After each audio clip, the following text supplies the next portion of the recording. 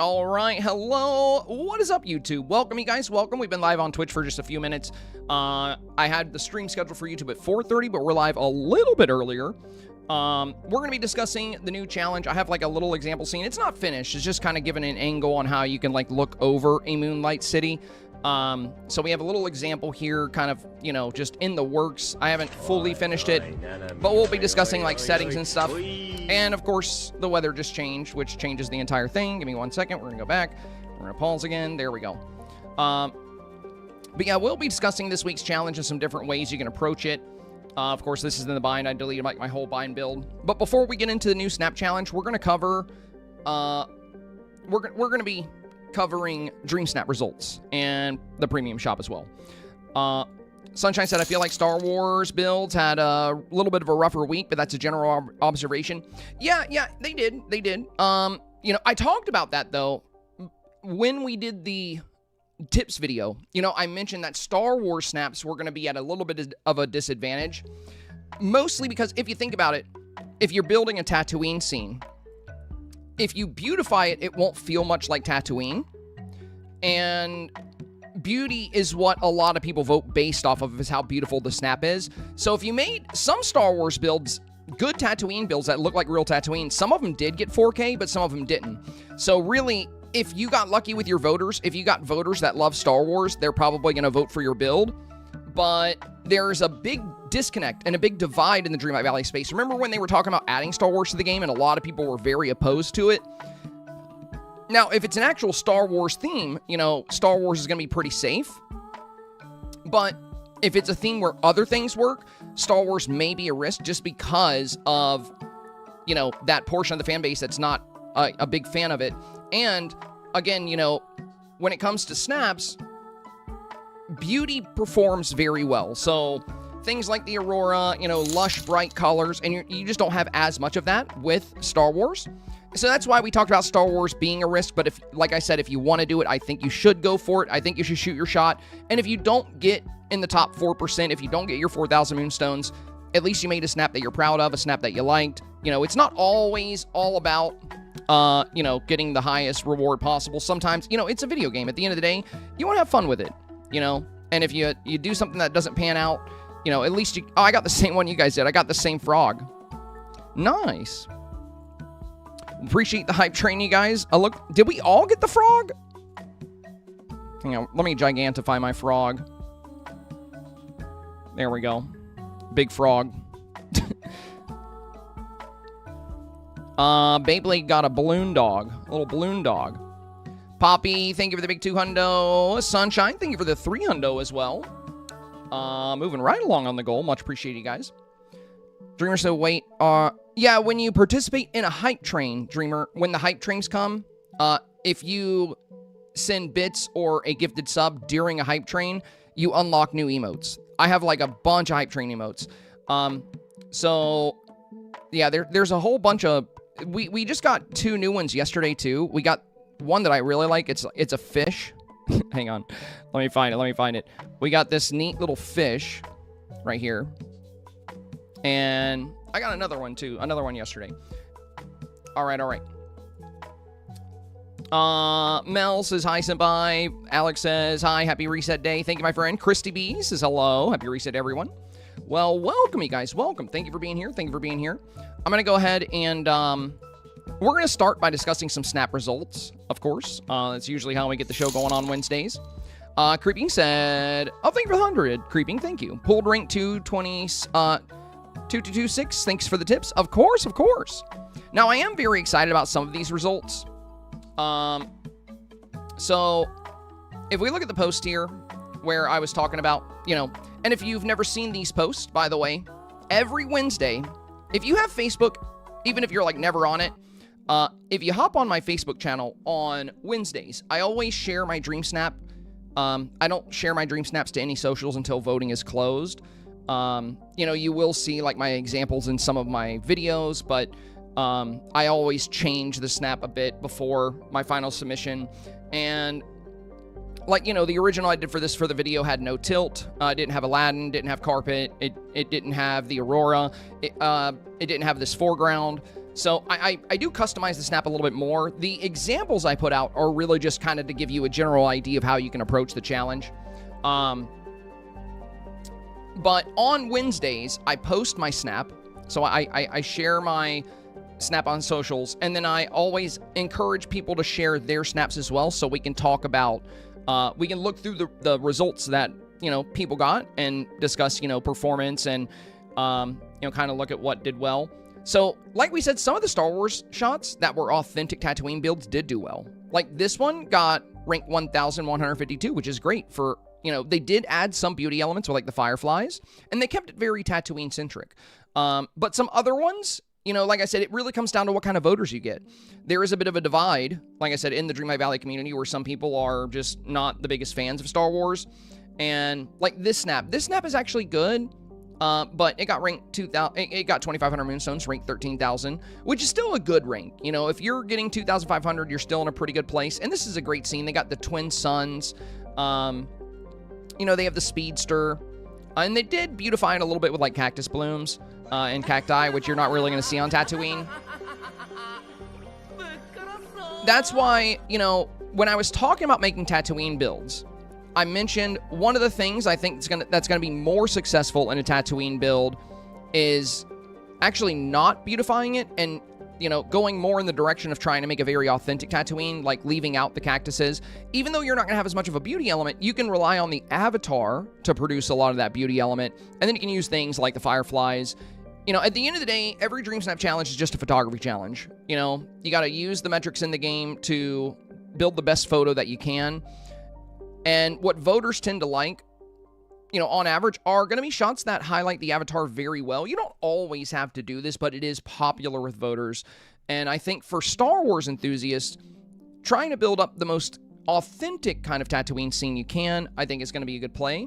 Now, I do really like the one we saw that got 2,500. I do think that one was really good, especially the Twin Suns. That's an awesome thing to lean into Star Wars here. But I think it would have been a little bit better if they featured the avatar a bit closer to the screen and left out the cactuses. You know, since Tatooine is kind of a barren planet, barren desert planet, you don't really see plants growing there. I know the challenge mentioned cactus blooms, but when I discussed Tatooine, I said I think the safest way to address Tatooine is to make it as authentic as possible. I'm sure there are some really crazy beauty Tatooine scenes that still did well too, because voters do like beauty, but I would either go all the way with the beauty elements, or I would go all the way with the Tatooine side of things. But overall, results are pretty consistent with what I expected. There are some good snaps out there that did not get quite what they would hope, but I do want to share some really fun ones with you guys. So you remember? Oh, too bad this one got 2,500. I really like this one. But yeah, we discussed it potentially getting less than 4K just because snaps that have more of an empty scene usually don't perform as well. But this does feel very authentic to Tatooine, which I did really like about it. And the pose was a great wow factor. So, you know, we knew this one would have a little bit of a risk having. We knew this one had a little bit of a risk tied to it. I really liked it. I think, you know, even with the photo being more barren, it feels very authentic towards Tatooine. I like the twin skies, or the twin suns here. Very cool build. 2,500 is still great. And, you know, you've gotten 4K for over a year. So sometimes when you do, you know, something that's a little bit different or not going to have the beauty factor as normal, it's okay. You made what you wanted to make, and you still got a good result. You know, it might not be exactly what we hoped for, but still good. I'm looking for... Okay, do you guys remember last week, or when we reviewed these, there was a cactus build that came up. And, you know, I kind of spent a lot of time on it. Yeah, this one. So they said, thank you for taking the time to show me the potential of how a cactus build can be and showing me how to do it right. This is my first 4K snap. I am overjoyed. So, oh, there it goes. So, if you guys remember, during the review stream, this, you know, this player submitted a rather empty build that had copy-pasted, like, the same cactus item several times. They didn't have any of the flowers or any of the blooms. And there were a lot of things that were going to hold the photo back. And they included in that review that they did the best they could, and you know, I kind of laid into them a bit. I was like, no, you didn't. I know you could do better than this. Like, because the build was very empty and they just copy pasted a few items and then said that's all they had. And, you know, I was like, you clearly have Eternity Isle and you have the Cactus House. So you can do amazing things with this. And that review stream ended up lasting really long because I spent like 30 minutes, well, more like 25 or 20 minutes, basically building an example cactus scene and showing how beautiful you can make a cactus scene. And, you know, this player who has never gotten 4K before, who submitted, you know, a Dreamsnap they didn't put a lot of effort into and told me it was their best, you know, I refused to accept that. And I was like, this is not your best. You know, you didn't really go to your storage and get pocket items. You didn't think about, you know, the foreground of your scene. And you basically just copy pasted the same items a handful of times and then just gave up. So I was like, I know you can do much better. And I'm gonna show you based on what you have, because their response to that was, well, I just don't have a lot of the items. And I was like, you have Eternity Isle, and that's all you need. You have the Cactus House and Eternity Isle. And then they ended up making this beautiful snap at the end of it, you know? So I think this is a good case study in, you know, believing in yourself and knowing you can bring more. And if you take the opportunity to learn, you know, how to build out your foreground, how to build out your lighting, you know, how to play with silhouettes, you can do very good, even as a player that's never gotten 4K before. But this is very cool because we spent a lot of time on this particular snap with this particular player. And it's really cool to see them get 4K for the first time. And they did a really good job with the advice that was given here. Now, there are some other cactus builds that I think deserve 4K that didn't get it. I saw a couple. Like this one, for example, only got 2,500. This is a beautiful build. So this one was really pretty. I would say it's just as good as the one we just looked at, you know. But unfortunately, you know, no 4K here. Though, like we discuss each week, when it comes to getting 4K, you have no control over what you pop up against and what kind of voters you receive. Sometimes you're just going to pop up against really good dream snaps, and that'll have you, you know, with a snap that could have gotten 4K, you'll end up with 2,500 or possibly even 1,500 or 1,200, depending on what kind of competition you pop up against. And this is why, you know, each week when we're discussing dream snaps and we're reviewing dream snaps, a big focus of that is making your snap as competitive as you can so that it can stand up against the other good snaps. This one is very good. I definitely think, you know, this one deserved 4K. But 2,500 is still great, still puts you in the top ranks. You know, could be worse. And overall, it's a solid snap. On my submission here, I got around rank 900, so, you know, pretty standard, you know, nothing out of the ordinary. But I do, you know, I do really like the way the build came together. It was very fun. And then this one, we talked about this one potentially being risky. It got 4K, around rank 5,381. On a snap like this, you know, it didn't have a Haven, but voters aren't always going to lean heavily into that. It just depends on what voters you get.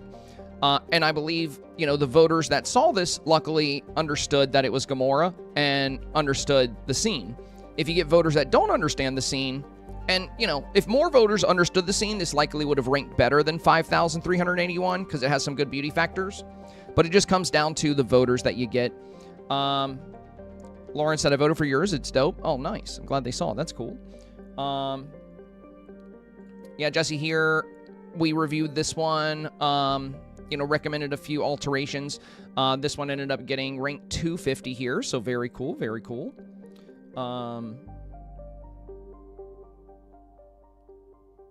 Kelsey here, 2,500. We didn't review this one, though. I think one of the things that would have made this one stronger would be foreground elements, for sure. Having some foreground elements in this build. We have the sand dune here, but unfortunately that's going to block you from placing anything right here. So perhaps building the sand dune back a little bit, or maybe adding some, you know, color and lily pads to the water they have here potentially could have helped. And I think the outfit also might have hurt it since it was very desert themed. I get that they have a shipwreck in the back, so that's why I went with, like, the pirate. But the challenge did specify that you needed to dress and decorate to channel the wonders of the desert. And I think that's why, like, desert, you know, themed outfits, like Jasmine themed outfits, did well. Ashley here, rank 1,925. Hope got back into 4K this week after missing out on it last week. We discussed her build a lot. We had her swap out the Jasmine fountain for this fountain here, I believe. And we coached her on using the Pluto pose, similar to like I did in mine, to get a good shot of the avatar here. And we have the sandstorms. It's a similar build to, you know, the one I created. But, you know, it's different in a lot of ways, too. So, you know, as you can see here, mine's got some other things going on. Very nice. Alex here got their highest rank so far. This is another snap we spent a lot of time with. Do you guys remember? In the initial snap, this is the one where we talked about, you know, they had a lot of beauty elements, but it was like too many. There were just like layers and layers and layers. They had like the New Year's lanterns floating in the sky. They had the butterflies. They had a bunch of crystals. There were like, it was just extremely busy. And also they had the way they styled the avatar. They had like pink hair with the pink dress and like pink makeup and like similar with the lip. So I advised giving the avatar, you know, darker hair because it's going to work better with the lighter colors of the outfit. And they ended up making those changes, and they also ended up, you know, keeping the good beauty factors around, keeping Jasmine right here with the blooming jasmine flower. And they got the best rank they've gotten so far, so that's very cool because this is another snap we spent a lot of time with. So yeah, overall, seeing some great results this week. This one got rank 16. Oh, I knew, dude, I talked about this one. I was like, this snap has like top 10 potential because, you know, I talk about this a lot. When it comes to Dream Snaps and performance, one thing that's going to play a very big role is that beauty factor. And this kind of, you know, this just showcases that very well. And when we came across this snap, I talked about how it has kind of an off-the-chart beauty factor, which is going to help it perform very well. Like, look at how well they showcase the avatar here. Look at how pretty the face is. The makeup is perfect. They got her right behind this blooming jasmine flower. So I had no critiques for this one. This one was already very competitive, and I kept referencing this one when we were talking about how to be more competitive with your Dream Snaps. I kept kind of circling back to this one and talking about the beauty factors and playing up your villagers, being close to the avatar, making sure the avatar appeared very beautiful. But yeah, not surprised that this one did very well. We called this. Rank 16 is amazing. Congratulations, my friend. Well done, well done. I don't know if we reviewed this one. Oh yeah, we did. Very cool, very cool. I remember this. This is one of the few split scenes we saw. And it was their first split shot. They got ranked 332. And back in 4K this week. We have very good job with the avatar here, and I really like, you know, having the Cave of Wonders, I think, was an amazing way to approach the challenge as well. Oh,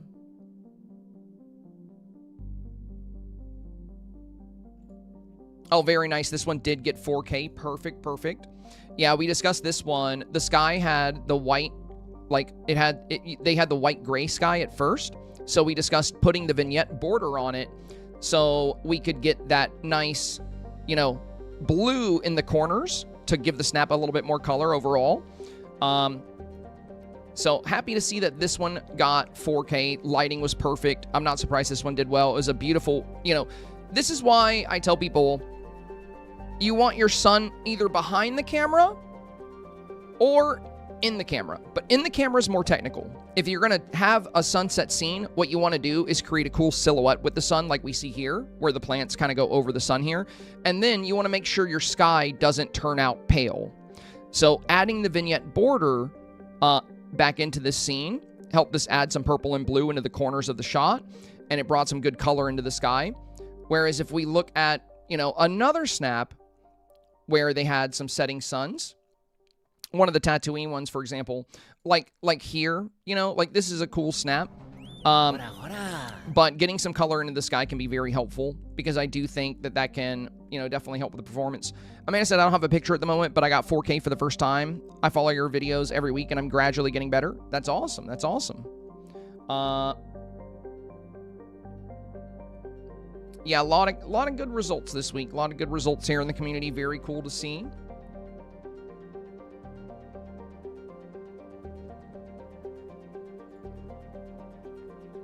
Cassie got 4K here. Yeah, they said I didn't see it for the re-review. Oh, good. Mama Dukes. Mama Dukes got 4K as well. That's fun because you were talking about how, you know, you rush this one, but I was like, this is good for a rush Dreamsnap. I think it'll do well. So yeah, very nice, very nice. A lot of cool results. Angela, thank you for the Prime sub, my friend. Thank you, thank you. Oh, Alex, you got in the top 1,000 for the first time. Let's go. That's awesome. Willow said I got my first ever 4K. Dang, congrats, Willow. That's awesome to hear. That's awesome to hear, you guys. Sounds like a lot of people got some great results. Very cool, very cool. Alex says I must have been up against something that just knocked it down enough. What do you mean? What do you, Alex says, I like the loose and flowy vibe, which is what I think of when I think desert outfits. Frozen, hello, hello, my friend. That is really pretty snap. The Padme spring meadow dress played so well with the sand. Yeah, I think it's good for, you know, it's a good dress for this challenge. Like this one here got ranked 409. You know, we see a little sun flare here. You got, again, Cave of Wonders, very cool to use here.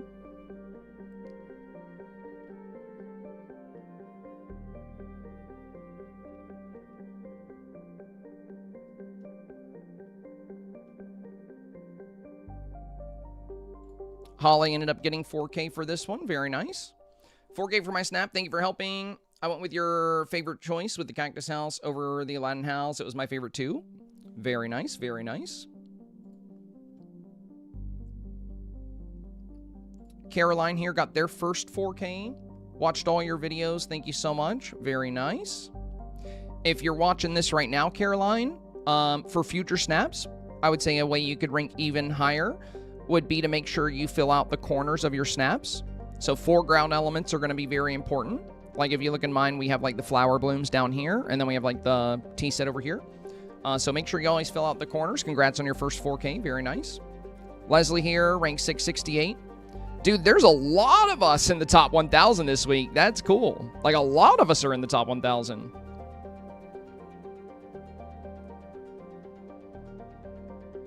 Brandy Knight said, very happy for 4K since I think I barely made the cut. Rank 8,026. This is definitely one of my favorite snaps I've created. Very nice, very nice. Well, I'm glad you still got 4K for it. I mean, this is a really cool snap. I really like the Rye outfit.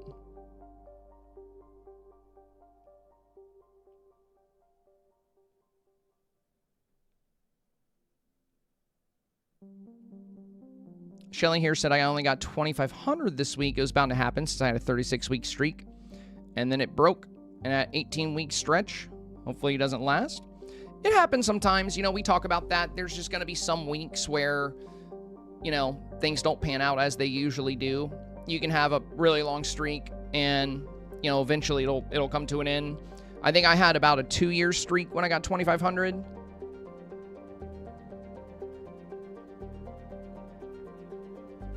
But I know why. You know, I took a risk with my snap.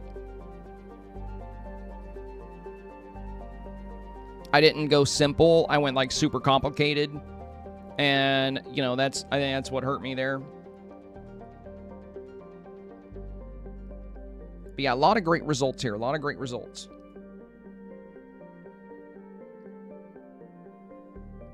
Very cool. Very cool. All right. Well, for the next thing we're going to discuss,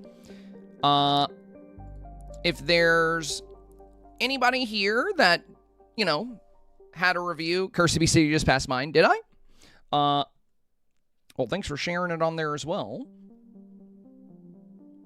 Crafty just said I got 4K for my snap, also sharing the results on Discord. Well, another thing we talked about when I did my, you know, when I do the member exclusive videos on YouTube and I do the voting, I discussed the fact that the snaps I reviewed, most of the snaps we reviewed and re-reviewed. Yo, Alex, thank you. Alex with the $5 dono coming in. Thank you for the super chat. Very kind of you. All of us who definitely scored higher due to your advice and dedication. Romantic cat face emoji. Thank you, my friend. Thank you. Greatly appreciate the support. I'm just glad you guys, you know, we got a lot of great results in the stream today. Very exciting to see. That's what we want, you know. And I especially love weeks where those of you that participate in the reviews and watch the videos end up getting like the best rank you've gotten, or end up getting 4K for the first time. You know, but you know, I can't take all the credit there. You're the one that has to build the scene. You're the one that has to conceptualize it. You know, I can help discuss like what, you know, the masses like what we see when it comes to Dreamsnap results, like what a lot of players, you know, tend to favor. I can help give you that information, and I can help you give you pointers on things like composition and lighting, but ultimately, you know, you're the one that puts the effort into your snap, and you're the one that seeks out knowledge and continues to improve, so most of the credit goes to you. But I'm happy to take, you know, a little credit here and there. Thank you, thank you. Let me add that to the goal here as well.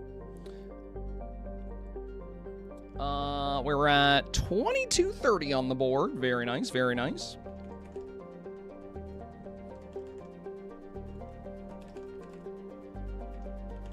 Goal 167 today.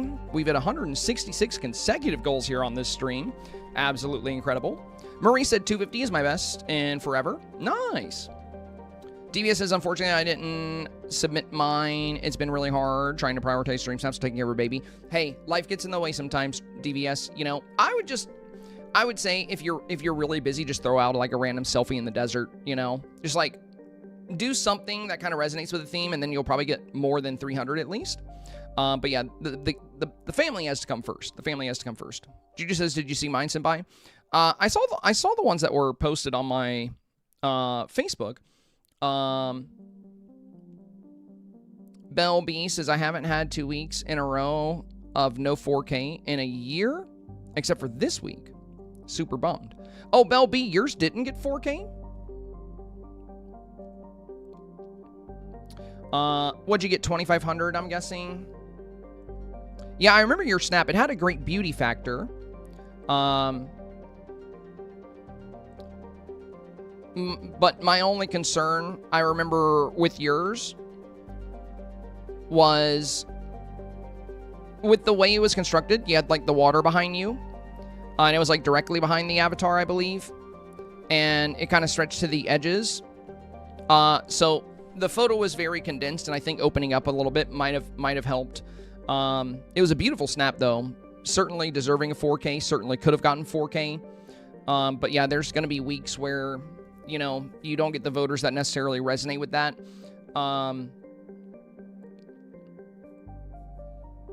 I went with, like, you know, a wide scene on mine. But yeah, yours was beautiful. Yours was a beautiful scene, so it's too bad it didn't get 4K. 2,500, yeah, I would expect nothing less, you know.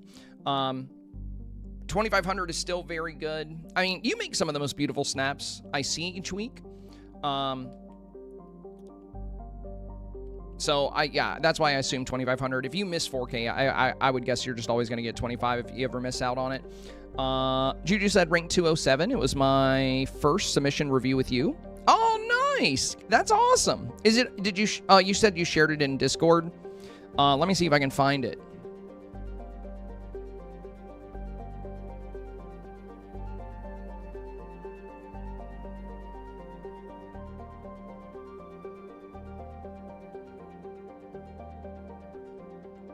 Lots of happy players in the Discord this week, I'm seeing.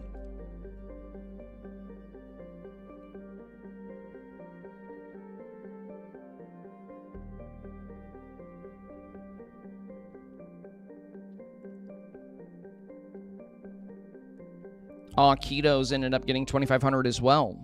Dang, Keto and Bell ended up getting 2,500, and those are two good players. Same with Dreamy Dewdrop. Dreamy Dewdrop made a beautiful snap that also got 2,500.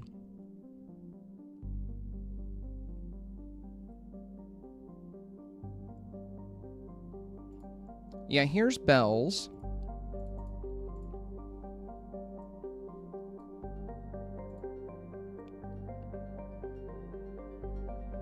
Yeah, this had a really good beauty factor, Bell. I feel like it certainly could have gotten 4K.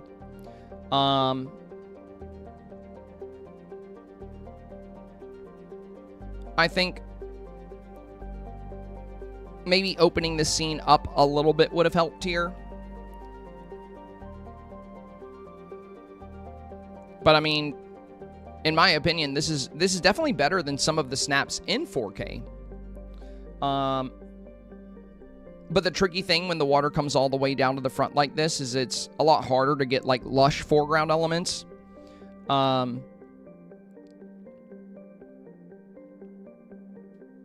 I feel like there were a lot of scenes that showed a little bit more of the desert environment, which was something we talked about potentially being a risk, but only if you popped up against photos that, you know, were able to show more of it. But I guess you might have. Still a very beautiful snap. And looking at the results you got, yeah, you barely missed 4K, so you were pretty much right there.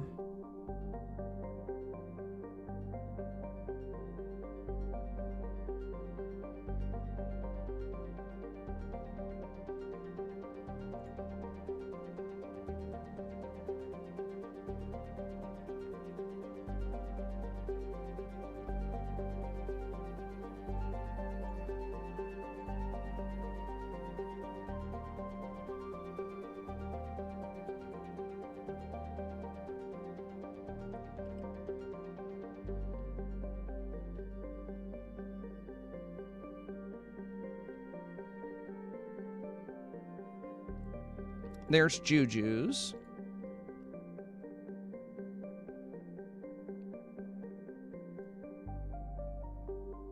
Yeah, good foreground elements with the flowers, Juju, the little tea set. In future snaps, the main thing I would work on would be getting some of that sunset lighting pouring into the photo, and you'll, you know, continue working on your foreground and filling out the photo like this, and you should continue doing well. Good job.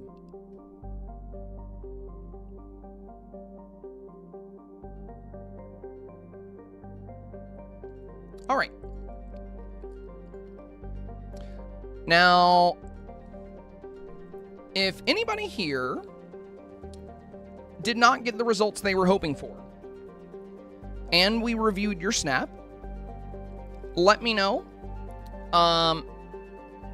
And we can discuss like what you can do to be more competitive in future challenges.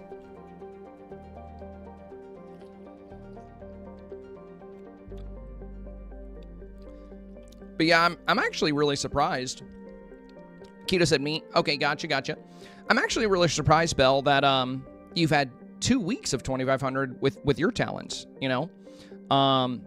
Because, like I said, you make some of the most beautiful snaps I see. I think one thing you do very often is I think you play very close to the avatar and you bring things very close in the scene. I think what I would try... It depends on the challenge, though. Some challenges are different. But I think if you open up your snaps a little bit so you can show a bit more of the environment, I think it would make the chances of that a little slimmer, especially with your talents, you know? I feel like if we could see more of your build, it'll be more competitive. Bell said the week before was totally my fault. Was that crafted with care? Kios, I'm so irritated with my loss of streak. Yeah, let's take a look at your snap. Yeah, that's too bad, Keto, because a lot of people here had their highest rank yet, and we had several people get 4K for the first time. And yours was good. I remember you had a good snap. But, I mean, Bell B's was good as well. Let's see if we can find you here.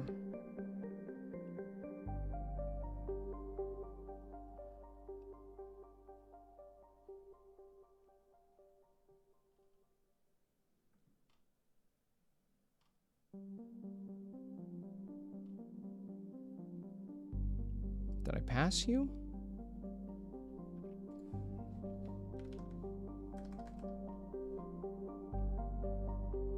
I might just have you guys DM me your results. That'd be easier. Snowdrop, similarly to Kai Juju, Sabzi, Creeping, Silver Tab, Varda, Sabe Lin, Im's, Black Knight, Caroline, Sunshine, Bob's. Glad Bob's is back in 4K, very nice. Ashley, Bunny, Panda, Queen Harley, Scuttle Beyblade, LTR, Bell B. I think you were close to Bell B, so you should be right around here somewhere. Yeah, here you are.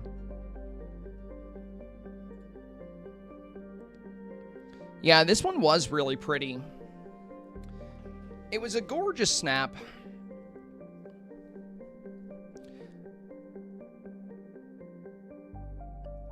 I don't know if you had the Aurora, but I do think that that added a great beauty factor to several of the snaps. And you had, you know, the nice sand dunes. You showed a lot of the scene, which was good. What rank did you get? Oh my God, you were extremely close to 4K. We actually had somebody that ranked in the 8,000s, and they got 4K. So you were like pretty much right up against the break. So this was very close to 4K. So you probably lost 4K by just a couple of votes. So I would guess, like, you know, later in the challenge when you start popping up against really, you know, other really strong photos, you might have just encountered some really good scenes. I think, you know, things that you could, you know, things that seem to be more popular this week with a lot of the voters, for like the Jasmine style outfits. I know this hair is popular, but from what I've seen in a lot of these scenes is there are a lot of people that used the Jasmine hair here. And this one got 4K, but they ranked 8,187. So that's what I meant when I said you were really close. And aside from the Jasmine hair, there were mostly smaller hairstyles. Not saying that's something you would absolutely have to do, but it looks like in the desert environments,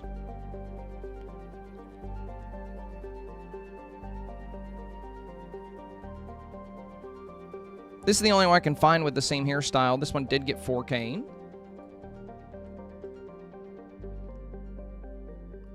But yeah, Keto, there's definitely snaps that got 4K that aren't quite as good as yours.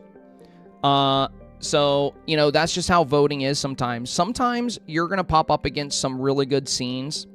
And I think some of the things that could have given you trouble would be scenes that do, you know, have things like the Aurora and the heavier, because some voters, depending on what kind of voters you get and depending on what you pop up against, like we say, you know, the beauty factors can weigh heavily on Dreamsnap performance. And it seems a really popular thing with like the Agrabah scenes this week were the balanced castles. These tended to do really well, where you had like the Aladdin and Jasmine house in the middle and the castle walls on the side. With the Aurora, it seemed to be a very popular approach. Because a lot of the shots we're looking at that had the castle builds in the back ended up performing very well. You had the castle in yours, but perhaps having it as the center focus of your shot could have been better. But ultimately, you know, your snap deserved 4K. I definitely think it was 4K quality. But you never know. You know, it really comes down to what you pop up against during that voting phase. And there were a lot of very beautiful snaps out there. Some of them played heavier into the Jasmine vibe. I think that was a very safe thing to do this week, is kind of style your character in a Jasmine fashion. I mean, you know, there's Raya's out there as well, and, you know, even Genies. So there's a lot of different fun things you can do. But I feel like the Jasmine builds were very safe.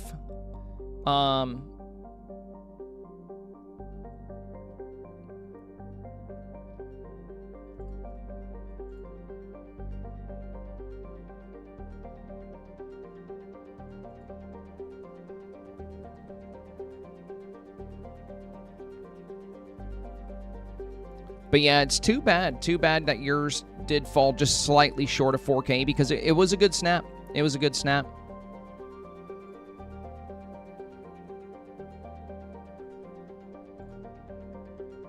Oh, this is an interesting shot here, Sunshine. That's cool. I don't think we reviewed this one. Featuring the Finnick Fox as like the main subject is pretty cute. Good build in the back too. And good foreground elements.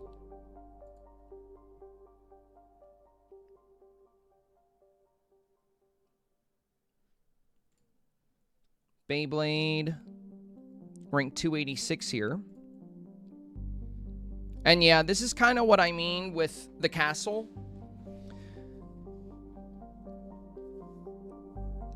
When it comes to Dreamsnaps, it's not always about like what's unique. And it's not even about what's better. It's about what satisfies the average voter.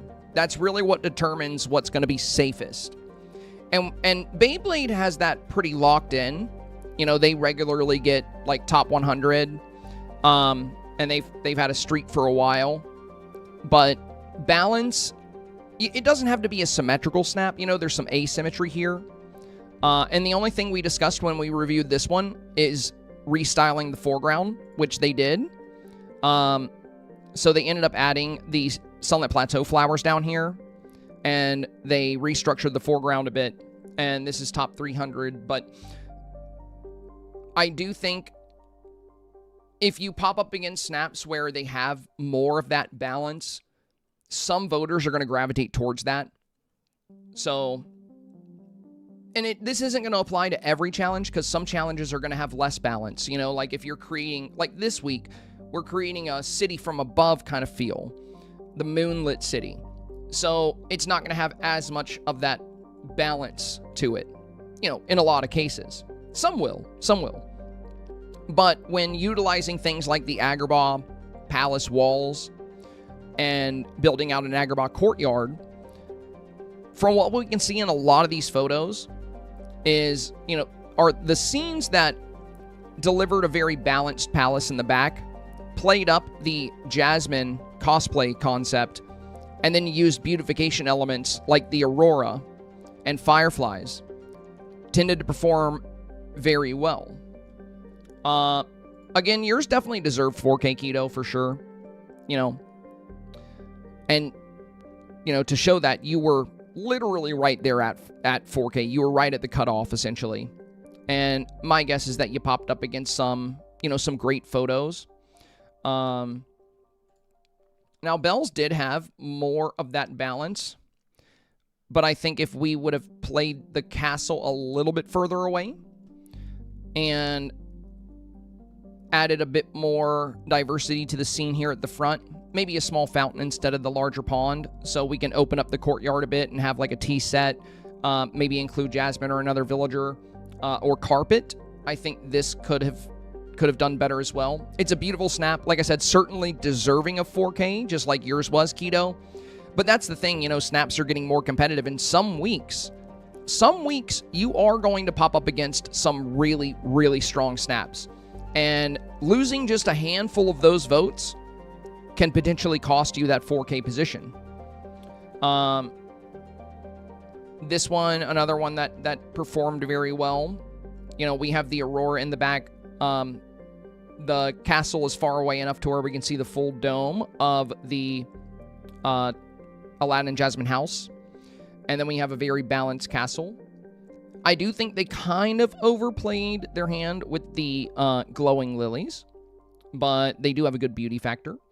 Overall, very solid here, very solid. And there's also not a lot of things they can put in this place anyway, so. But yeah, beautiful snap, beautiful snap. Rank 623 here. It's those beauty elements that we talk about a lot.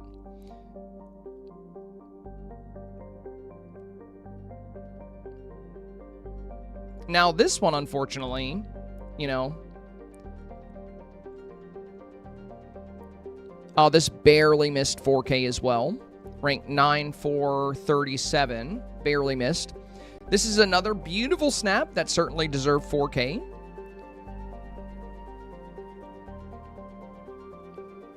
We did open up the foreground a bit around you. And the flowers look great. This is a great cactus build. Though we did discuss cactus builds a bit earlier, and I made a demonstration build. Now, this one did get 4K. And this was this player's first time getting 4K. And when I made the example build, I highlighted a lot of diversity in the foreground elements. Like, you know, combining glass flowers, the cactus blooms. And then having, you know, the cactus house in the back. They could do that because their avatar wasn't going to block it, and we can see it pretty good. But I think that diversity in the foreground can definitely be a very helpful factor in a lot of snaps. Again, this one definitely deserves 4K. It's an absolutely beautiful snap, features the avatar very well. Now, one thing I do try to do in a lot of my snaps is have a little bit of space between the top of the scene and the top of my avatar's hair or hat, unless I'm doing a split scene. So if I'm doing a split scene, I'll be this close to the avatar just to divide it down the middle. But otherwise, what usually works out well for me is having a little bit of room between the top of the avatar and the top of the scene. It makes the avatar just a little bit smaller so we can appreciate the environment a little bit more. But you'll see this is a very common trend in a lot of my snaps. Some snaps I'm even further back if there's something very important I don't want to block. And this one got 4K, but it ranked lower than normal, as, you know, I'm kind of going all the way to the top here. This one got like rank 4 or 5,000, where I'm usually around the top 1,000. But yeah, you know, you want to be close to the avatar, but I would be careful getting too close, unless you're trying to split the scene with your avatar. Again, I always have a little bit of space, so perhaps that could have helped here. I mean, either way, this definitely would have gotten 4K. Just like Bells, just like Ketos. You know, all three of you are extremely talented at snaps. You're extremely good at snaps. And all three of you, I'm sure, regularly get 4K, and you have for most challenges. But as Dreamsnaps becomes more competitive, as more people learn to make good snaps, there are just going to be weeks where you pop up against some really strong snaps. And in some of the other cactus builds I've seen that did really well, they did diversify their plants with a few glass flowers as well. I think that could have potentially helped here. I think opening it up definitely helped with the snap, and I do think adding the pink flowers down here definitely helped as well. And overall, it does have good balance. So at the end of the day, you could submit this same snap. Like, let's say they gave us the same challenge this week as last week. You could submit this same photo and probably get 4K. Because you won't pop up against the same things. But if you know, pop up against some of the snaps out there with a very high beauty factor, it can be tough. It can be tough to beat them. Like, again, you know, if we look at Beyblade's submission, you know, it was very strong, very balanced, and it had a very diverse array of flowers in the foreground. Let me go back to that one.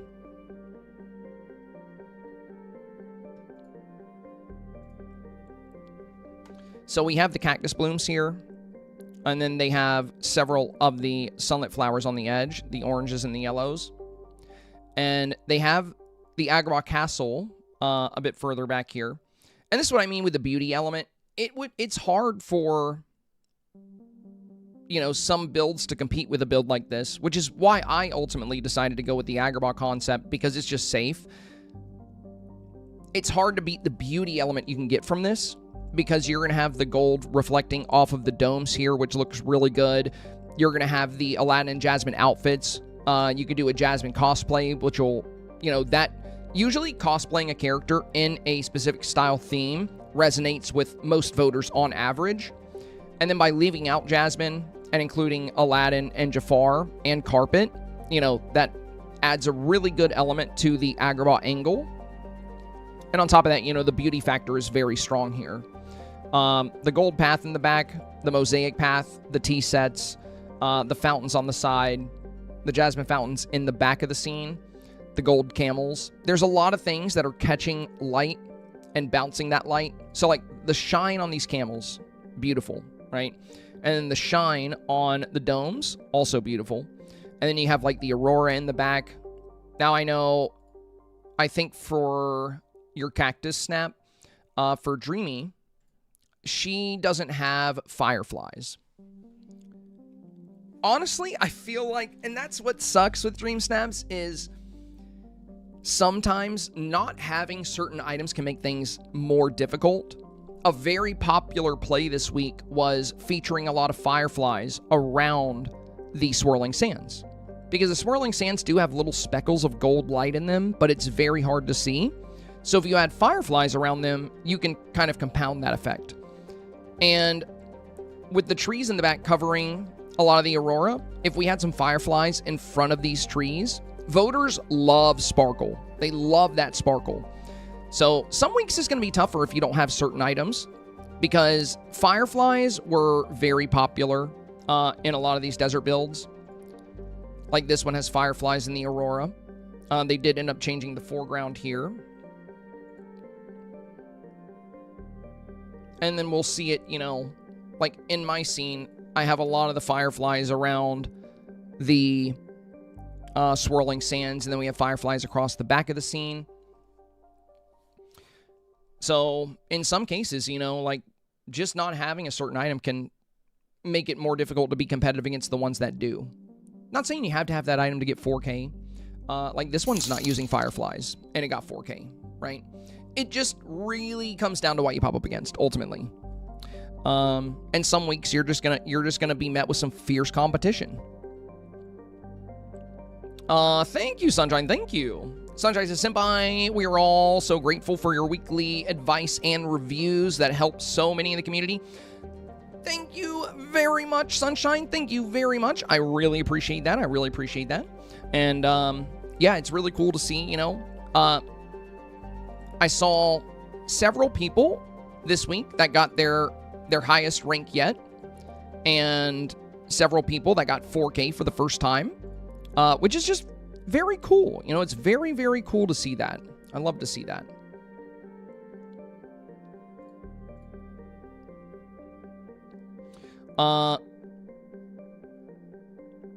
And we got 2 highlight comments here.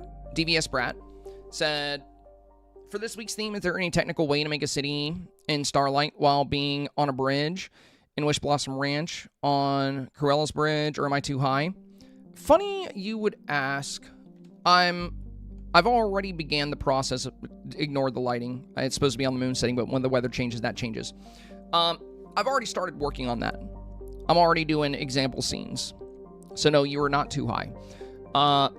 We're going to be discussing, I'm going to make a few different examples for this week, but I've already kind of started building towards that. We're going to, so just be patient. We will discuss the new challenge after we finish discussing results. We do this every week. So every Wednesday, we'll go over the results, and, you know, we'll talk to people that, you know, did not get the results they were hoping for.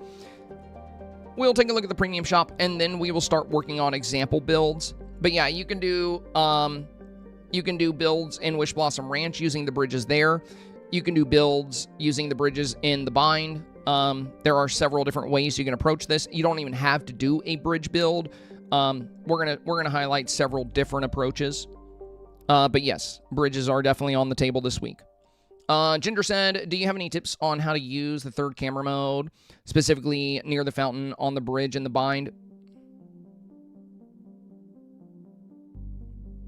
I don't know anything about that. What do you mean? Using third-person camera mode on the bridge in the bind? Huh. Nope. I don't know anything about that. Yeah, we'll talk about it, Ginger Snap. We'll talk about it. I can get the moon in second camera mode, but it doesn't show as much of the city as I would like. Third camera mode shows a better view of the city, but every time I start to get close is where I see the moon. It gets all wonky. You don't need to see the moon. You don't need to see it. We'll talk about it. We'll talk about it. Again, we discussed the new challenge after discussing results, guys. You just got to be patient. I gotcha. I'm going to cover it. We always cover it. Don't worry. Don't worry. There will be a whole video out tomorrow, and we're going to make builds tonight. So we're going to make some new builds for the theme, but don't worry. I know you guys got questions about the new theme. And I'm not surprised because this one is pretty technical. This is a very interesting theme. Unlike a lot of challenges, you know, zooming out, like zooming way out and showing a bird's eye view of a city is typically not a good play. And that's kind of what the example photos are doing. So automatically people are nervous about that. They're like, voters don't like that very much. They don't like photos that are really zoomed out. So how do I show like a bird's eye view of a city while maintaining a nice shot of the avatar? And we will discuss that. We're going to discuss several different locations you can go to. The challenge also doesn't say you need the moon in the scene. It's a moonlit city. So it just needs to be lit with the moon. And you can do that. So it does require some very boosted settings to like make it to where you can see the city. And I haven't even built the city yet. I just have a couple of buildings here. And we could pull buildings closer. There's a lot of things we can do differently. This was just a simple test to showcase the Peter Pan aspect, the overview of the city, and, you know, some of the buildings. But we're gonna be going over a lot of fun things. Since I was due to burnout, just gonna throw something together and call it. But now I might have an idea. Nice, nice. Heck, even if I'm trying to have a build, gonna wait for the video. Good, good. I love to hear that. I love to hear that.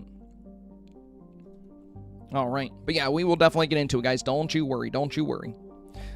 Vortex says, Alex says everyone's nervous about this challenge.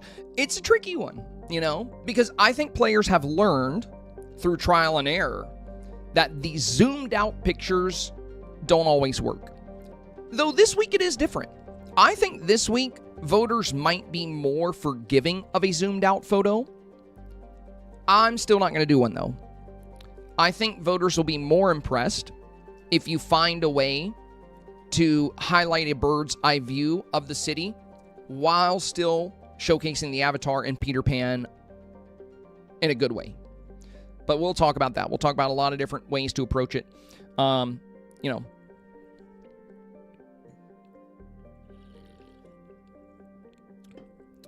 DVS says, I'm finally catching up on Wish Blossom Ranch. I still have most of the friendship quests and a lot of builds to do, and I need to do better in Dreamsnaps to get what I want from the premium shop. And now that the algorithm changed, I definitely need help, so I wait for somebody's Thursday videos before building anything. Well, you also are busy with the new kid, so just don't be too hard on yourself if you don't get, you know, the results you're seeking. But I'm glad the videos are helpful. Poppy says, if you can see my snap on Facebook where main pick scored 12K or ranked 12,000 and second score 88. Oh, did you reply to my comment? Yeah, I was asking you because you said one got ranked 12,000 and the other one got rank 88 or something.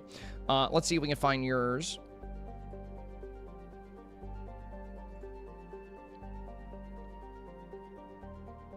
Yeah, there we go. There you are.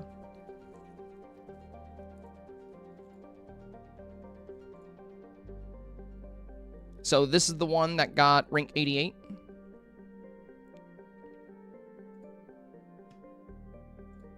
And this is the one that got 2,500, I'm guessing.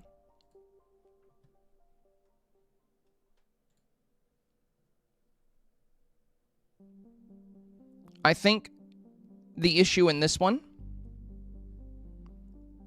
we can't really see the build, you know, with the way you have the villagers. I think it could have done better. Also, with these fountains, one thing we discussed in the review stream, if you time your photo with these fountains, you'll get the water jet shooting up, and they're a very rich blue. So for the villagers, again, a good reference point for yours would be to go back to Beyblades here. So just like you know, Beyblade's using several villagers, but they're still close to the scene. We can still see them very well. And Beyblade has a good bit of room between the top of the frame and the avatar. They're still close to the avatar. And I just finished talking about that a minute ago, you know. This is something you'll see me do in most of my photos. I have a little bit of room between the top of the frame and the avatar. So you want to be close to the avatar, but you do want a little bit of space there. And for your villagers, you want them close in the frame. You know, we've discussed that, but you don't want them to make it hard to look into the build. So we want the villagers to be very clear and apparent, right? But when you're using several villagers, if they're short, you know, they can kind of be crowded in. But, you know, that's why we have Eric a little further back here, Merlin a little further back. Ariel is very close, but she's in the water.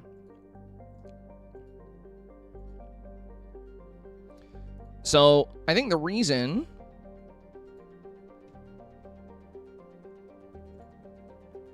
this one ranked much better is because we can see the build.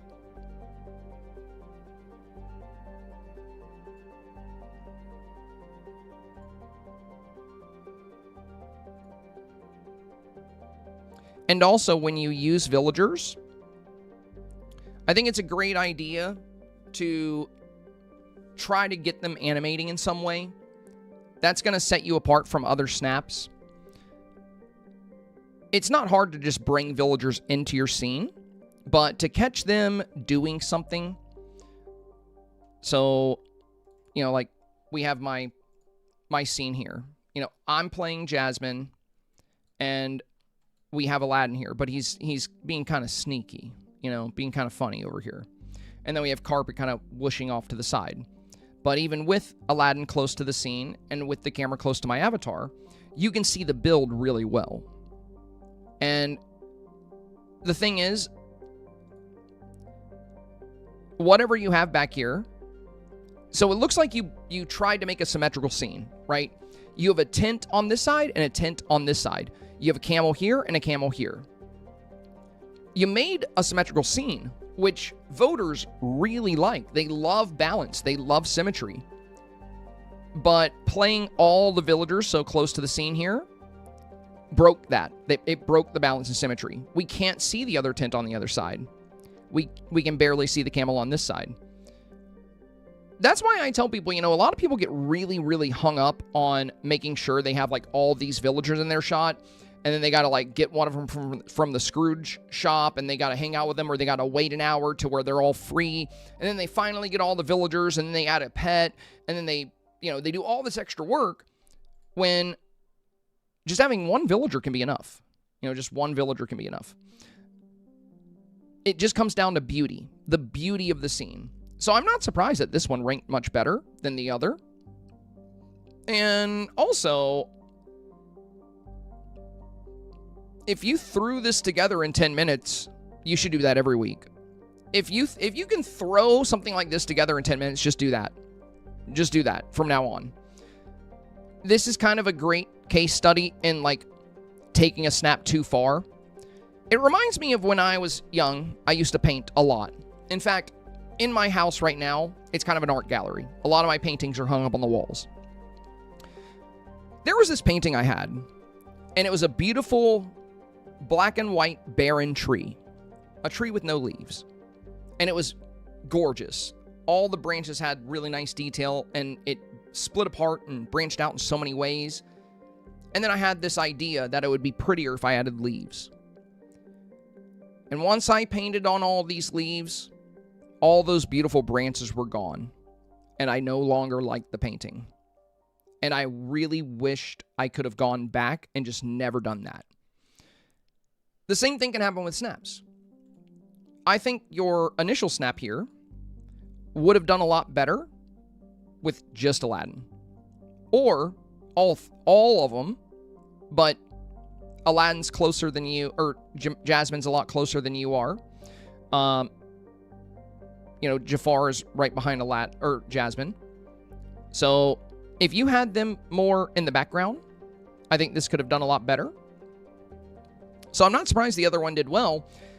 The other one looks like it took longer than this one because we can't see what took longer in this one. We can see the build on the right-hand side, but on the left-hand side, we can't see much of anything. You have Jasmine, Jafar, Carpet, character. So this whole side is pretty obstructed.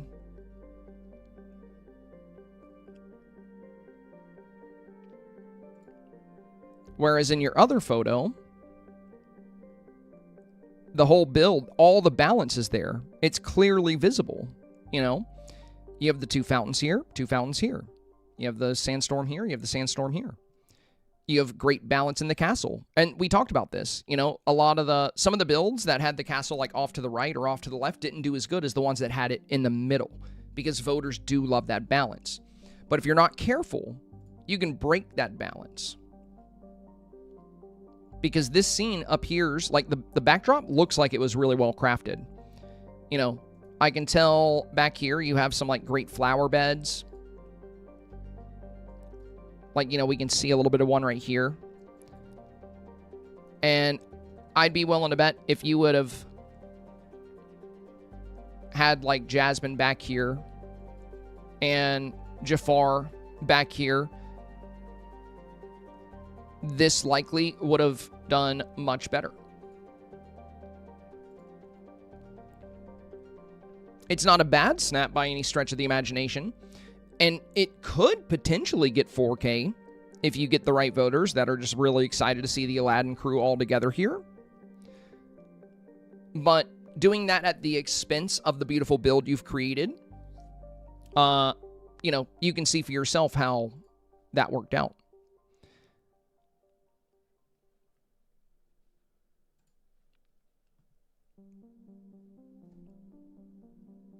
So if we go into a lot of my snaps, I talk about the benefit of having villagers close to the frame quite often.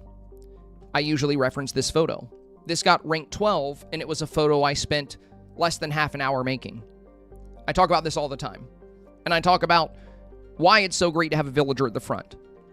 But that doesn't mean you just want to plaster them right at the front of your photo. And that doesn't mean you want all of them right at the front of your photo. If you put villagers all in the front of your photo to the point to where we can't see the scene, that could cost you 4K.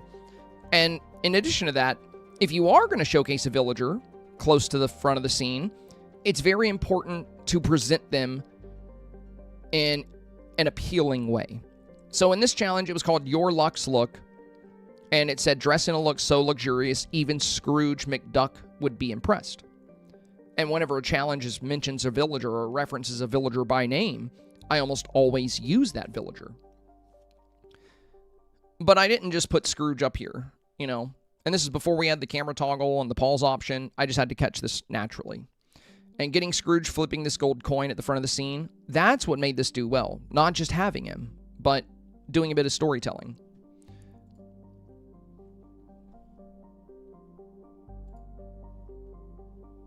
Bobby said, thanks, makes a lot of sense. Appreciate you reviewing it. Of course, of course. Yeah, I have started overthinking my main account, back to simple. Well, you know, we talk about that a lot too, you know. Simple is good. And simple, a simple dream snap, that, you know, for a snap to be simple, that doesn't mean it needs to be basic or empty. But voters love simple. You know, for my Pocahontas scene, it's got good detail, but it's very simple.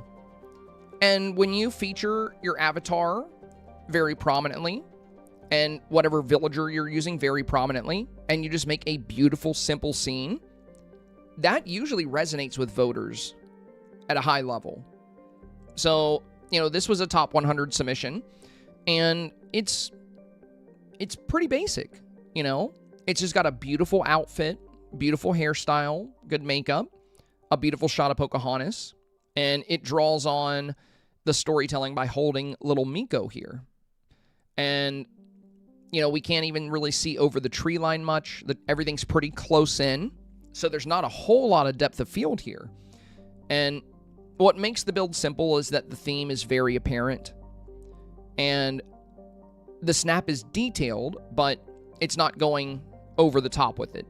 It just has beautiful colors, some color diversity, some decor diversity, good foreground elements, good presentation of the villager, and, you know, rounded off with some, like, nice little silhouettes with the green. But simple is good. It's really easy to, you know, and that's what kind of sucks about, you know, taking a snap into a more complex direction.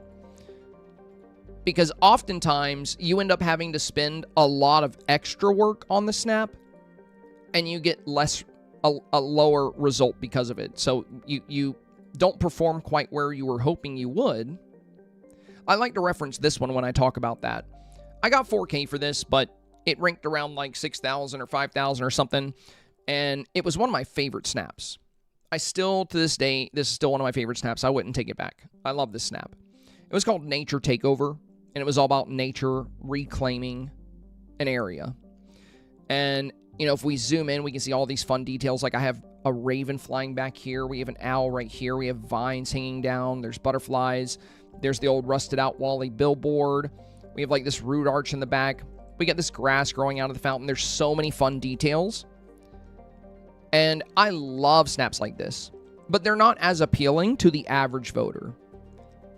Snaps in the Nature Takeover Challenge that were built closer in, that, you know, showed the avatar a bit closer.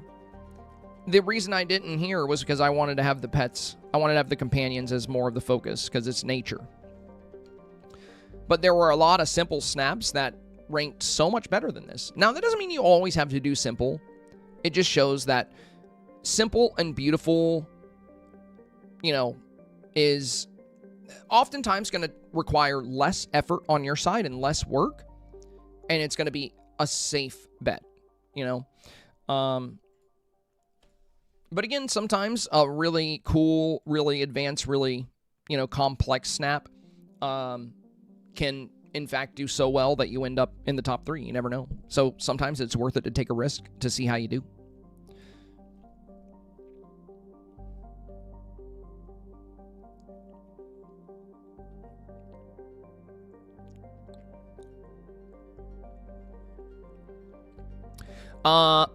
Yvette Manero said, I got my first 4K on a zoomed out snap. The snap required to show an aerial view of your valley. So you're probably talking about valley views. I got a really good rank on that one myself. But you should not, you know, I would not confuse that with thinking that voters like those types. Let me show you something very important when it comes to 4K. I bring this up quite a bit. Any snap, whether it's zoomed out, zoomed in, if you do the theme, if you attempt the theme, literally any snap can end up all the way into the top 3. Now, if you don't believe me, I can show you examples. So we're going to look at a snap I bring up quite a bit. This was the rank 2 submission for Coziness Beyond the Stars. Rank 2. Okay, so this is a top 3 public snap. Does that mean, since this got rank 2, does that mean voters prefer this kind of snap? Does that mean voters eat this kind of thing up? No, of course not. Any snap that does the theme, can get 4K. Any given week. So, as long as you're doing the theme, you can get 4K. Because there's always a chance you're going to pop up against random selfies, other zoomed out photos, and then they have to choose between the two. And in that challenge in Valley Views, there were a lot of zoomed out photos. So just like this week, there will probably be a lot of zoomed out photos. If you do a zoomed out photo and you pop up against other zoomed out photos, you can still very easily get 4K, which is why zoomed out is not something you absolutely have to avoid this week. However, just because a snap gets 4K doesn't mean it's your safest bet. Let me show you my Valley View, which got an incredibly high rank. I can't remember exactly what. I believe it was around top 100. It was a long time ago, But yeah, the only snap we had, and it did not require a zoomed out view of your valley. So that's, we can look at the definition of the challenge. I can pull it up. It's on the Dreamlight wiki. But I'll show you what I did for mine. And the reason mine did so well, I believe, is because it popped up against a lot of zoomed out photos and people preferred mine. Now, there were a ton of zoomed out photos in that challenge, but that doesn't necessarily mean, you know, and that's also part of the reason why you can still get 4K by zooming out. Just like this week, since some of the example photos are zoomed out, there are going to be a lot of people that submit these zoomed out photos. And if two of them pop up against each other, then one of them is going to get a vote unless the player skips. And most players don't bother with skipping. Your average selfie submitter, they don't put any work into their own snap most of the time. And they're not going to put a lot of effort into finding good snaps when they vote. They are going into the voting tab to get their 50 moonstones, and that's it. So they're going to vote for the better of the two pictures and keep it chucking along. So you can definitely get a lot of, you know, votes that way. So here's my valley views shot, right? Whereas a lot of people did these really zoomed out scenes of their valley for valley views, I already knew that those were not popular, you know, because when Dreamsnaps came out, there were a ton of challenges where people would zoom out. And this is in a time before everybody is pushing the camera closer. So for like Dreamers Unite, for example, this was Dreamsnap challenge number 6, very old challenge, way back in the day.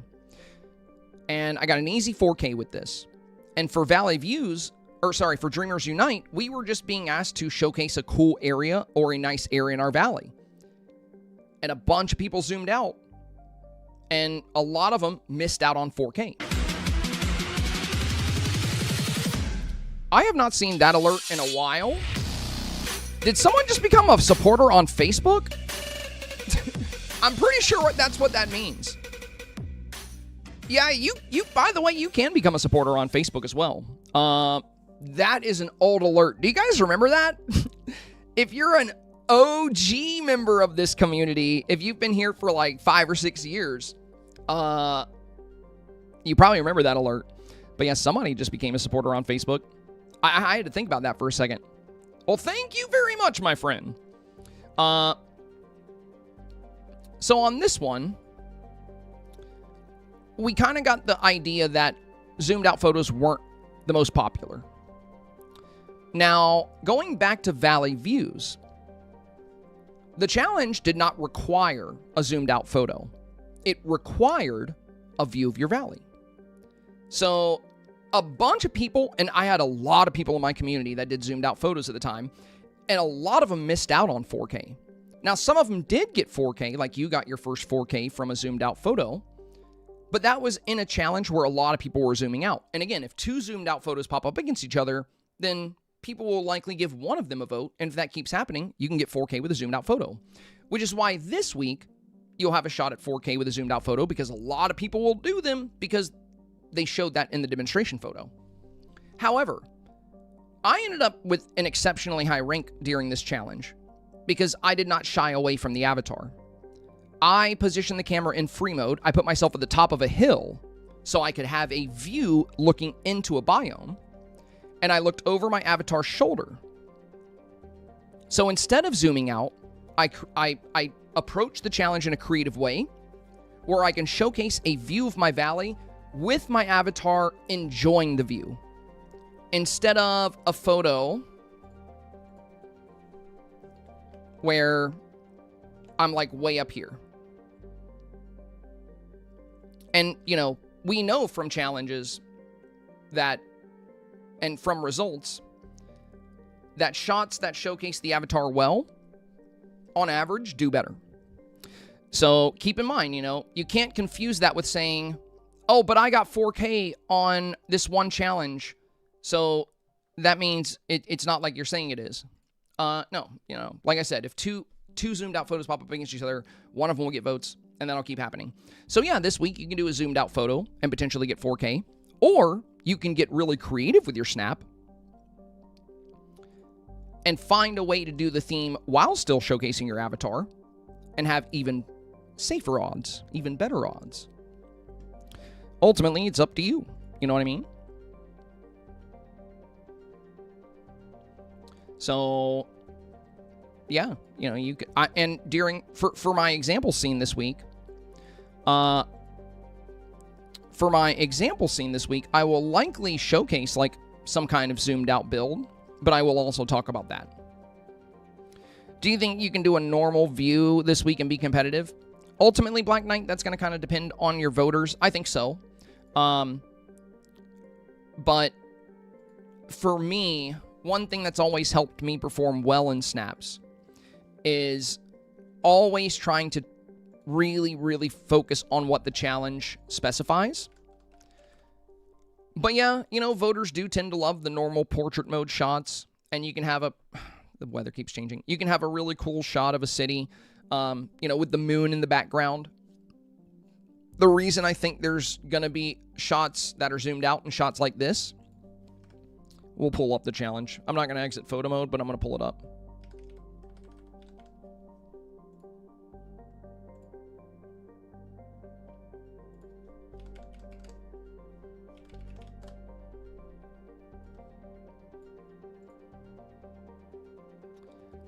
So this week's challenge, wait, where did it go? Here we go. It states, imagine flying over a city at night and capturing the enchantment of the moonlit streets below. And 2 out of 3 of the example scenes here show these bird's eye views. One of them is just kind of a zoomed out shot. So I do think, you know, it really just depends on your voters, right? If you do a regular type of shot, there will be voters that still appreciate that for sure. But there will also be voters out there that are going to design scenes like the ones we see here on the right, or scenes that do give that bird's eye view. And then when they see yours, they might say, well, I didn't do that for mine because the challenge said not to, so they might not want to vote for it. That's why, you know, when it comes to the advice I give, it's based more on the safest route to 4K. Like, how can you make a photo that has appeal to both sides? It'll appeal to people that like the avatar up close and also people that want a bird's eye view. And this week, utilizing things like bridges or raised platforms will be a good way to provide that metric for both sides. That way you can have the bird's eye view. You can have Peter Pan. You can have your moonlit city. And you can have your bird's eye view all in one. Do you absolutely have to do this? No, of course not. There's a lot of different ways to approach the challenge. And again, ultimately, your performance will be determined by what you pop up against and what kind of voters you have. So you could do a regular shot, and maybe the voters you get will be totally cool with that, you know? Like, I wouldn't be opposed to voting for scenes as long as they're good. Like, if you have, like, a moonlit city and you're chilling in it, you know, like, yeah, I'd probably still give you a vote. Oh, you're good. You're good, Yvette. You're good. I know that's not what you meant. So no need to apologize. I'm just clarifying that, you know, they can definitely do good. I just wanted to explain kind of like why that was.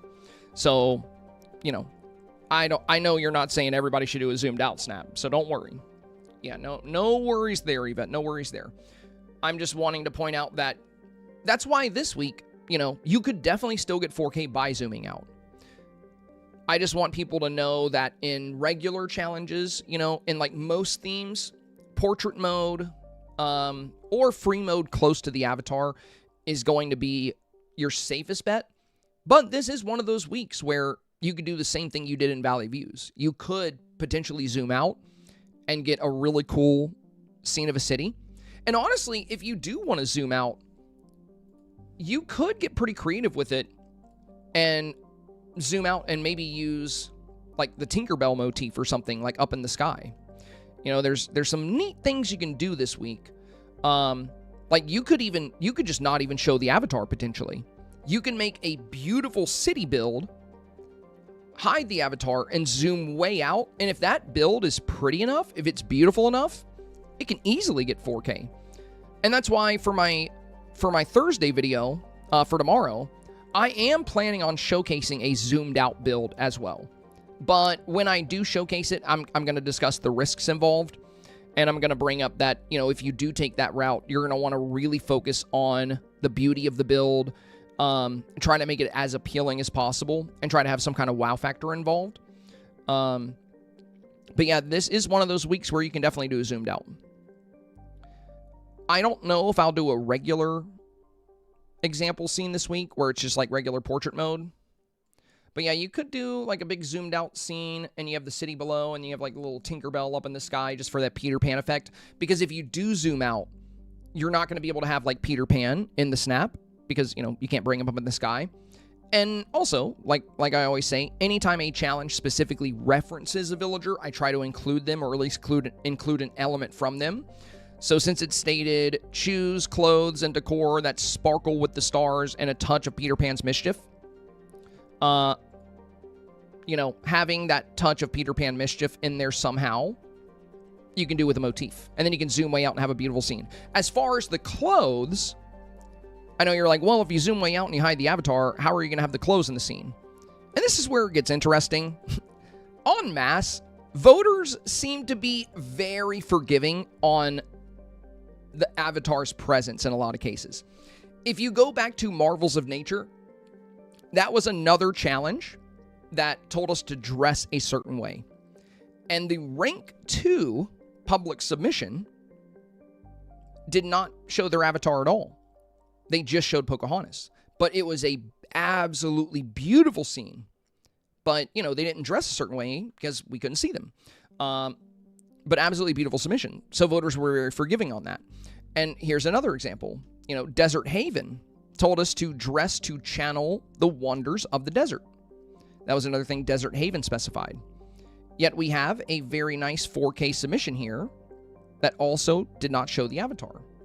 Let me see if I can find Sunshine's Finnick Fox. Yeah, right here. So they did not dress a certain way to channel the wonders of the desert. They relied entirely on a beautiful scene. You could do this week with your moonlit city. You can just have no avatar.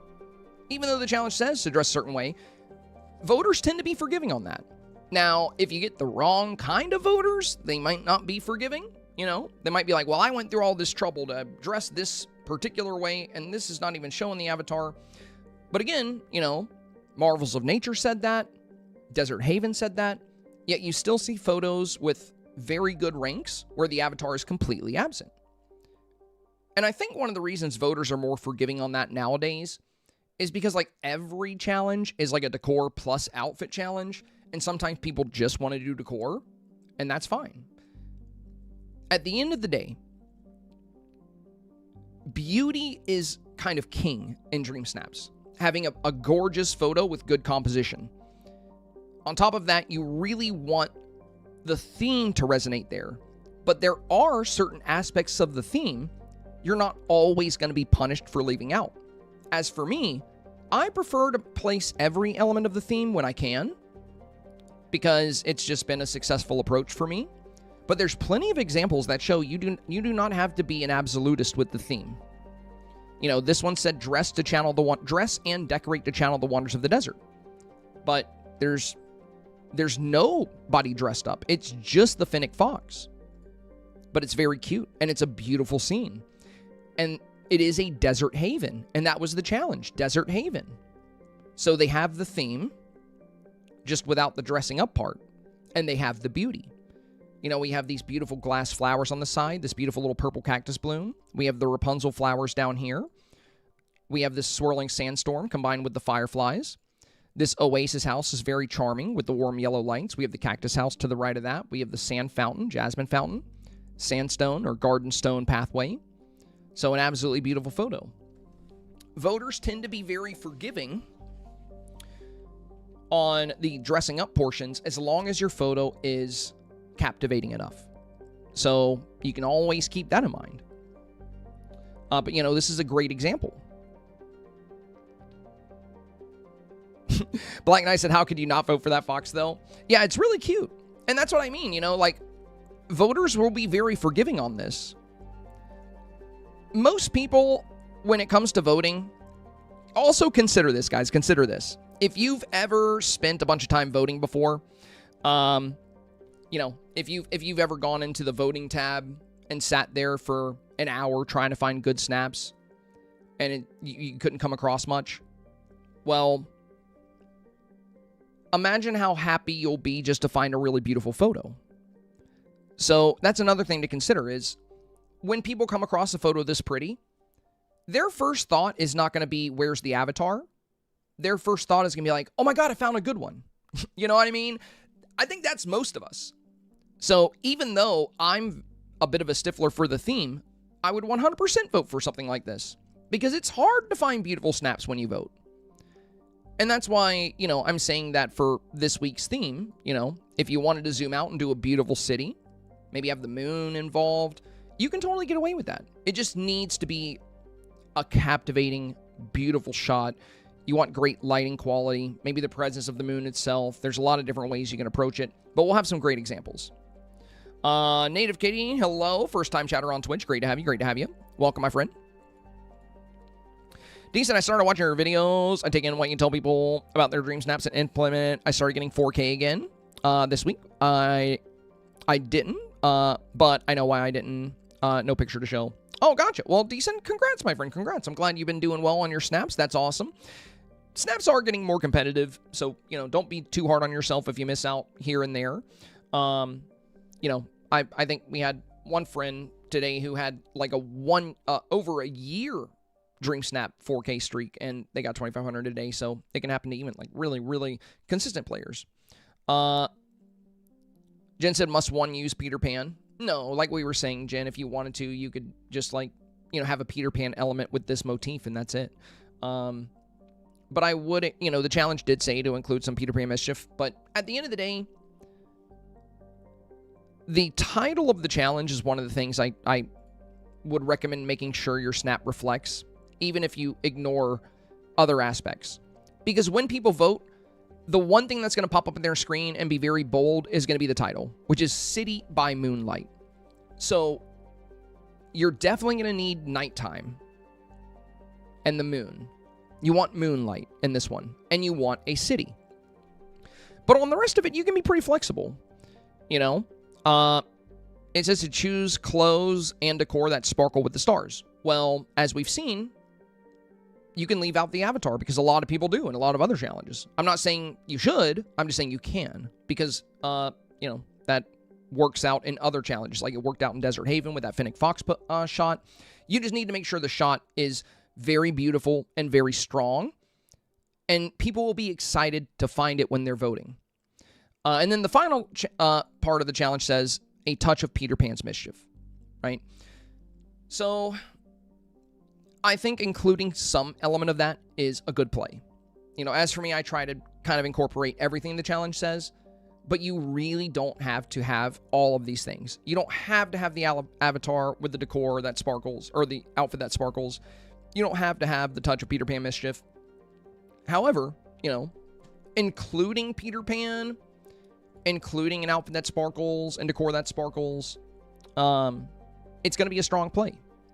Because for the pickier voters that are looking for specific portions of the theme, you'll satisfy them. And if your photo is beautiful enough, you'll satisfy everybody else as well. Willow said, I finished my Dreamsnap at 4:30 a.m. today. Dang, you were up late. Yeah, Tinkerbell's totally fine, Autumn. You know, it just said that's why I said you don't even have to have Peter Pan. You can literally just use this Tinkerbell motif. Like, you don't even need to have Tinkerbell. But if I'm telling you the motif would suffice, then yeah, Tinkerbell would absolutely suffice, you know?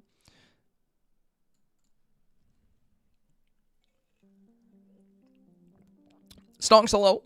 Hey, Semi, thank you for all your advice on the Dreams. I got 4K. Hey, let's go. That's awesome. Congratulations, my friend. Congratulations. I've seen people using dog houses and a fairy pose to make it look like they're flying over a city. Oh, that's clever. That's clever.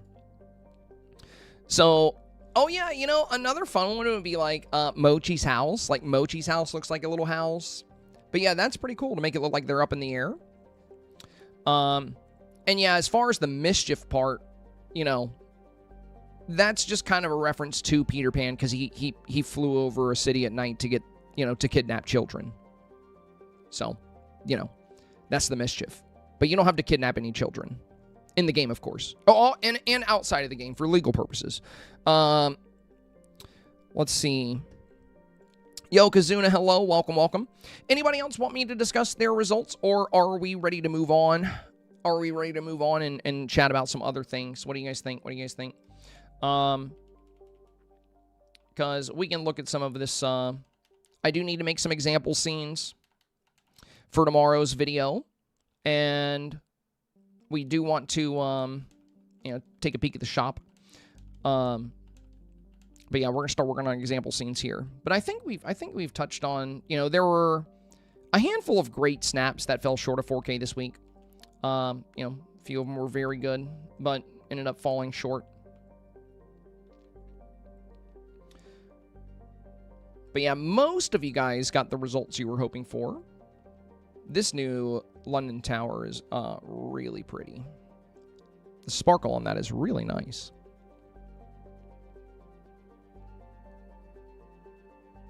I'm going to go to Wish Blossom Ranch and look at the bridges out there too.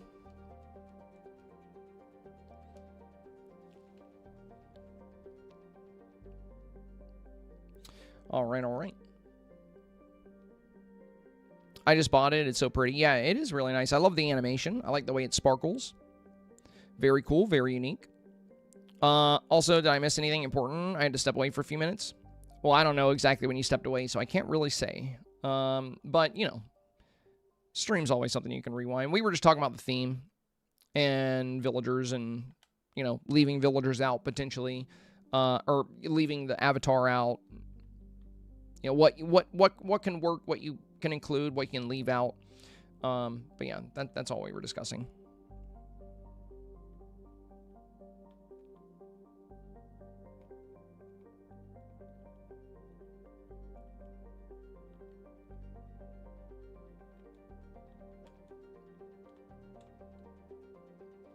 I hate how janky the camera can be on these areas. Look at this. I wish GameLoft would fix this.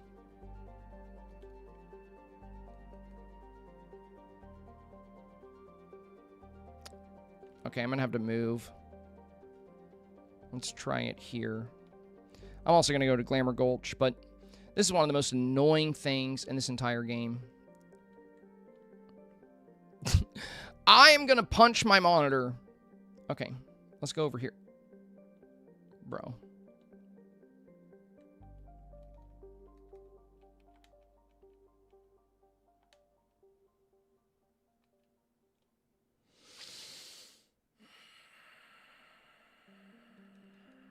We're going to turn around and look this way instead.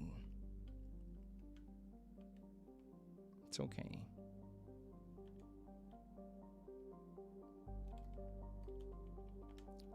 These are some early access bugs we still have. What is happening with the blur here with my dress? You guys see that? I wonder if I fix focus, if it'll... Oh, okay, that fixed it.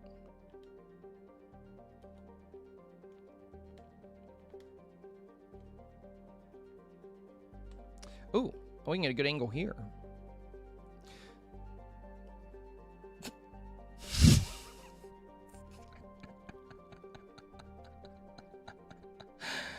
What even is this game, bro?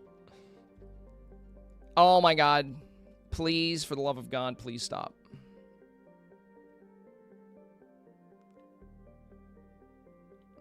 I wish I can get a little higher up.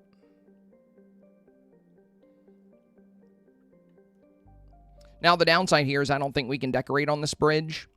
Like, that's why the bind one is good, because we can trap Peter Pan on the bind bridge. But I don't think we can drop anything here to trap him on this bridge. And we want him, like, floating. Yeah, we can't decorate here. So, I mean, we We can try summoning him. I don't know if it will work. He'll probably pop up, like, way down there. I don't know if it'll let me summon him on the bridge, because it'll probably work kind of like Decor. Oh, he's hanging out with me. Let's try Olaf. Okay, no, he pops up over there. Let's go into free mode. See what happens when we summon Olaf here. Or Flynn. Yep.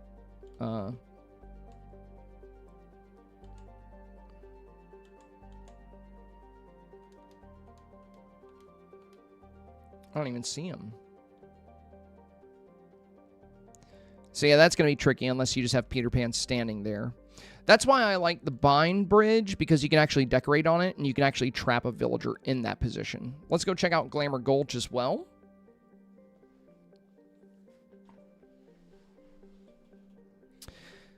Sarah says, thanks to your tip videos, I got 4K. First time in over 6 weeks since I last had 4K. My daughter did Star Wars and got 2,500. She is happy as well. Nice. Congratulations. That's awesome. Yeah, Yvette, one of my biggest issues with Wish Blossom is, like, the camera does that everywhere. Not even just on the bridges, but, like, everywhere the camera likes to do that. Oh, this could be a good spot. I don't know if I can decorate up here. Nope. Why couldn't they do this like they did the bind?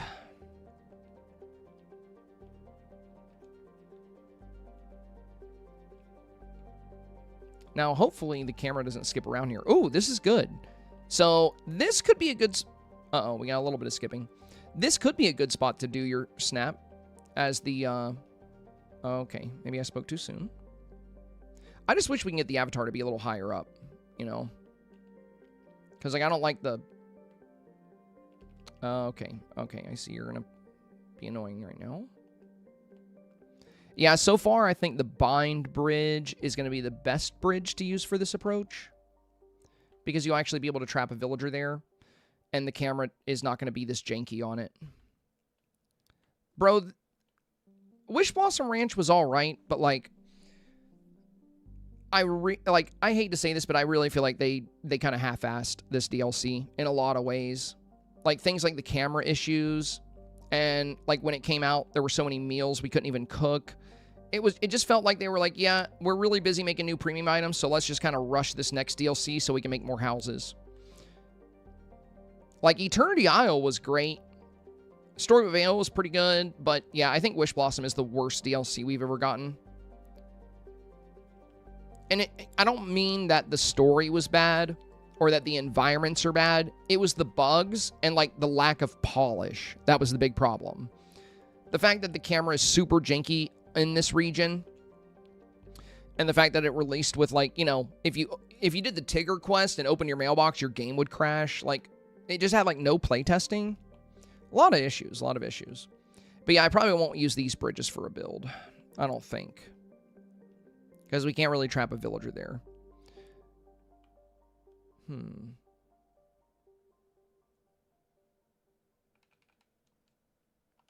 Yeah, I might go back to the bind.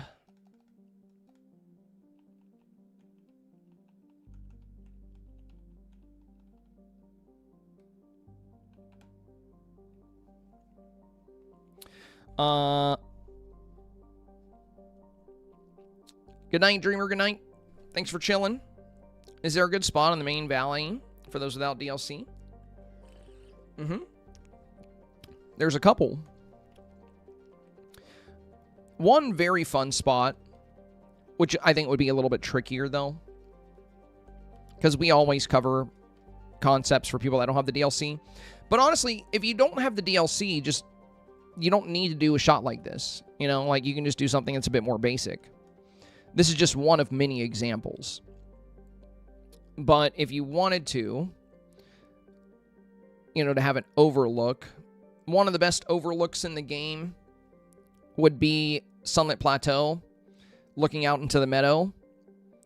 And one of the other overlooks would be Forest of Valor, looking out into Dazzle Beach. A lot of people use that for, like, pirate snaps, where they're, like, up on the ledge and they look down into the beach. The problem with the beach one is that, you know, the water takes up a lot of room, so you're not going to have as much room for your city. But we can go over there and I can show you what I mean. we'll likely do one of these as an example, but, well, no, because I'm not going to delete my valley for this. Yeah, I think I'm going to have to remove these walls just to get over there. Let me go into furniture mode to see.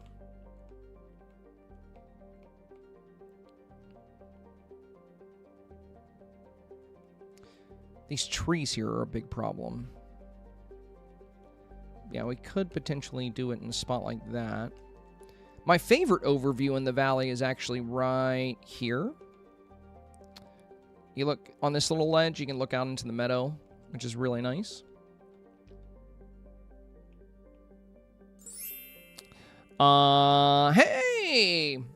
Hello! Red heart emoji, red heart emoji, red heart emoji, my favorite senpai, but I'm biased. Well, you are my mom, so totally understandable, totally understandable. Even if you weren't my mom, you know, I'd probably still be up there in terms of senpais. I think I'm one of the good ones. But yeah, this spot is pretty popular as well. And thank you, thank you. Jen, thank you for the 300 bits as well. Much appreciated, much appreciated. All right, let me update my goal real quick. Thank you very much, Mama. Thank you very much. We're at 3130. We have hit 166 goals in a row on this stream.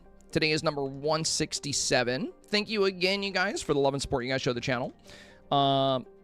Every day is a new record right now. And if you weren't here yesterday, I did create a special new graphic that plays whenever we whenever we hit our goals now. I'm going to work on making some more fun graphics. But yeah, this spot right here, guys, could be another fun one. But you do have the deal with the rocks here. So if you don't have the DLCs, you know, you're not going to have as much room here. But as you can see, if we kind of wiggle ourselves in, actually, I wouldn't mind deleting my beach to do something like this. Like, this is cool looking. Let's see how it looks with the moon setting. Where does the moon end up? Okay, looks like the moon's on the other side. Oh, by the way, this is how dark it is on the bridge in the bind 2, but let me show you how I fixed it. So what you're going to do is, first we're going to adjust saturation to get some color back so it's not just like the blackness. So we're going to boost saturation a bit. We're going to take it to 0.6. Then we're going to boost highlight. That's going to bring a lot of that light back, but it's not enough. So now we're going to boost brightness, which I never really mess with unless the highlight's not going to carry. And then from there, you know, your character might appear too bright, so you're going to set character lighting to 1%. That's going to dull them down. Then you're going to set light bloom to 1%. And that's going to dull that down further. So that nullifies some of that. And then you can just include your buildings down here and like a little city road down here. And you don't have to worry too much about, you know, the beach or the ocean. But this is one potential spot in the valley you could use for, you know, a moonlit view of a city. Oh my god, dude, why does my weather keep changing? So yeah, if you want to do a moonlit view of a city, you can always build one in this little grassy nook of Dazzle Beach. So this is one destination you can use. The problem here is you have like the big rocks, but you still get the moonlit view. It just doesn't feel like you're flying.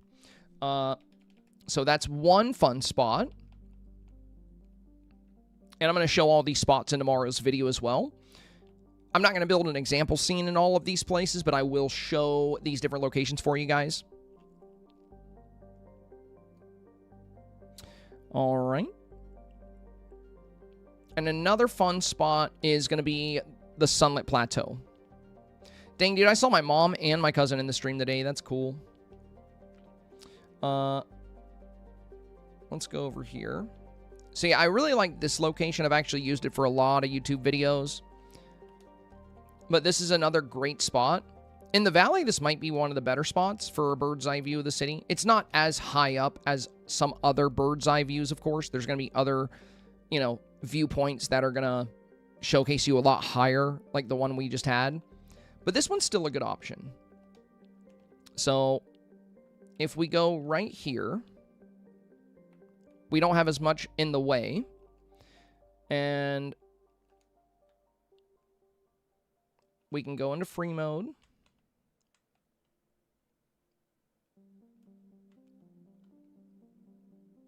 I might move her left a little bit, actually. Hang on. Yeah, let's put her, like, right here. We're going to have her on the corner of the shot.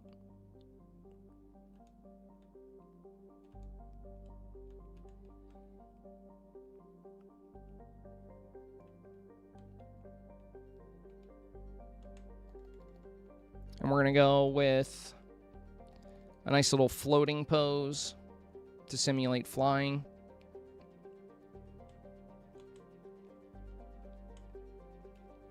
And the camera's not as janky here.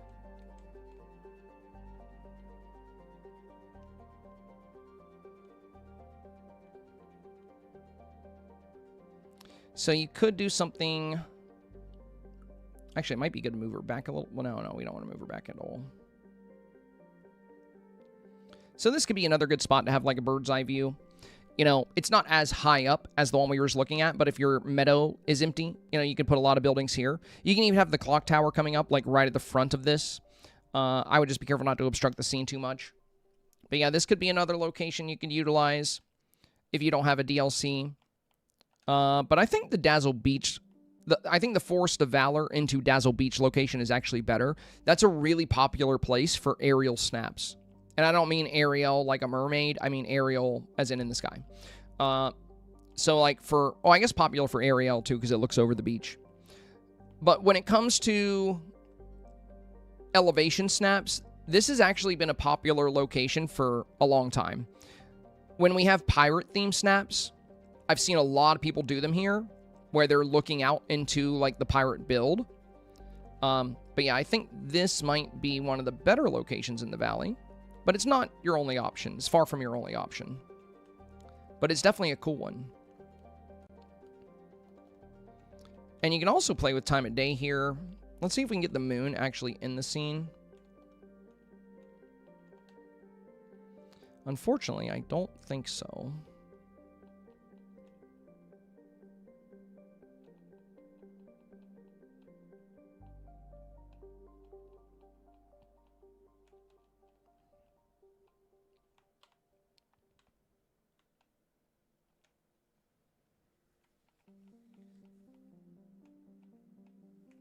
Yeah, too bad, too bad. We won't get the moon out there.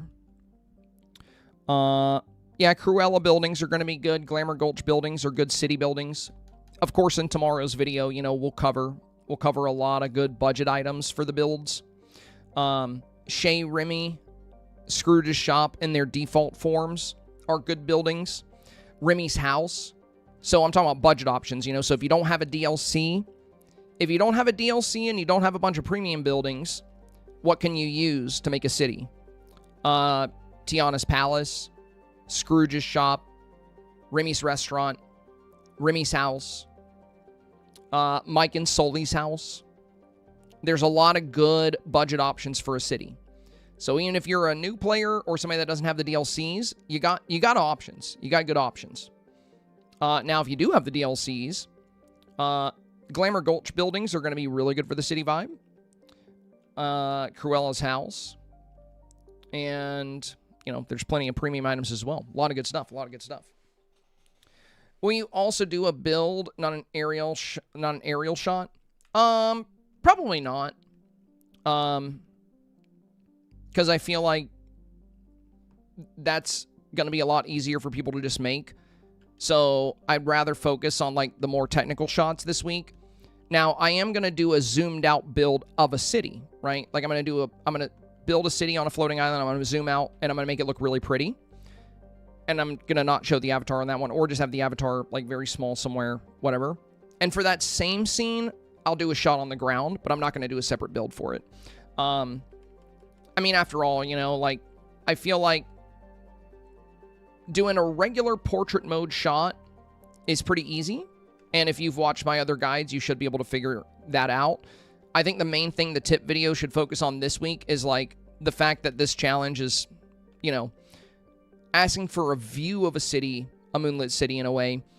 But yeah, I'll still kind of show one and show, like, how you can have the moon in it, but I'm just going to use the same build of the city I zoom out on. So it's going to be, you know, the same build in a sense. All right, I'm going to go buy some more of these new items we got from the shop. The only... Oh, my God. Is my mom still here? Mom, are you still here? I want to show you something. If you are.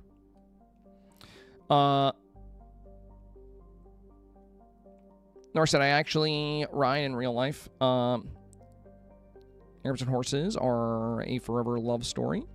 I name my ranch horses by my real life horses' names. Oh, that's fun.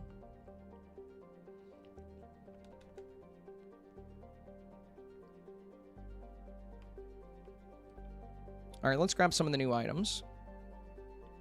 Where is Mr. McDuck?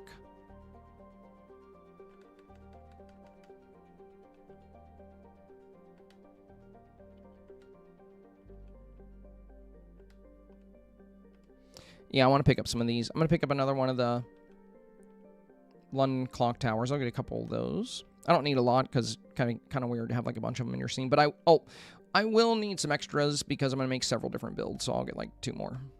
I'm going to get a lot of these shooting stars. These are cool. I'm going to get like 20 of them.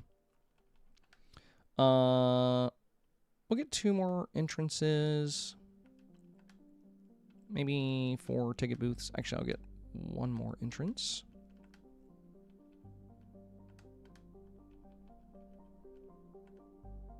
Pick up some of these too. Not for this week, but just because.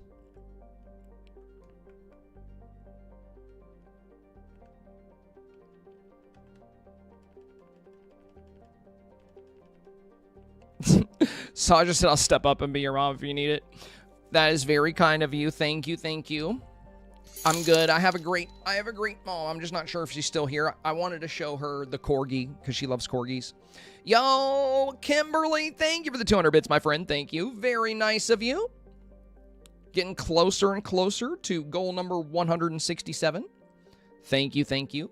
We are a mere 1,600 bits away. Well, like 1,660. Very close, very close. All right. Well, how about it, you guys? Y'all ready to start working on some builds?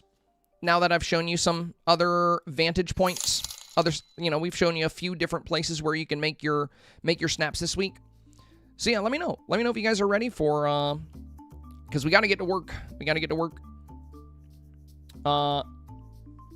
Still said I passed on the corgi, to be honest. I haven't bought them yet, but I'll probably get them because I actually grew up with corgis. So I passed on the pug because I've never had a pug, so I'm not like a pug guy. But I actually, one of my best little buddies when I was young was a corgi named Sport. So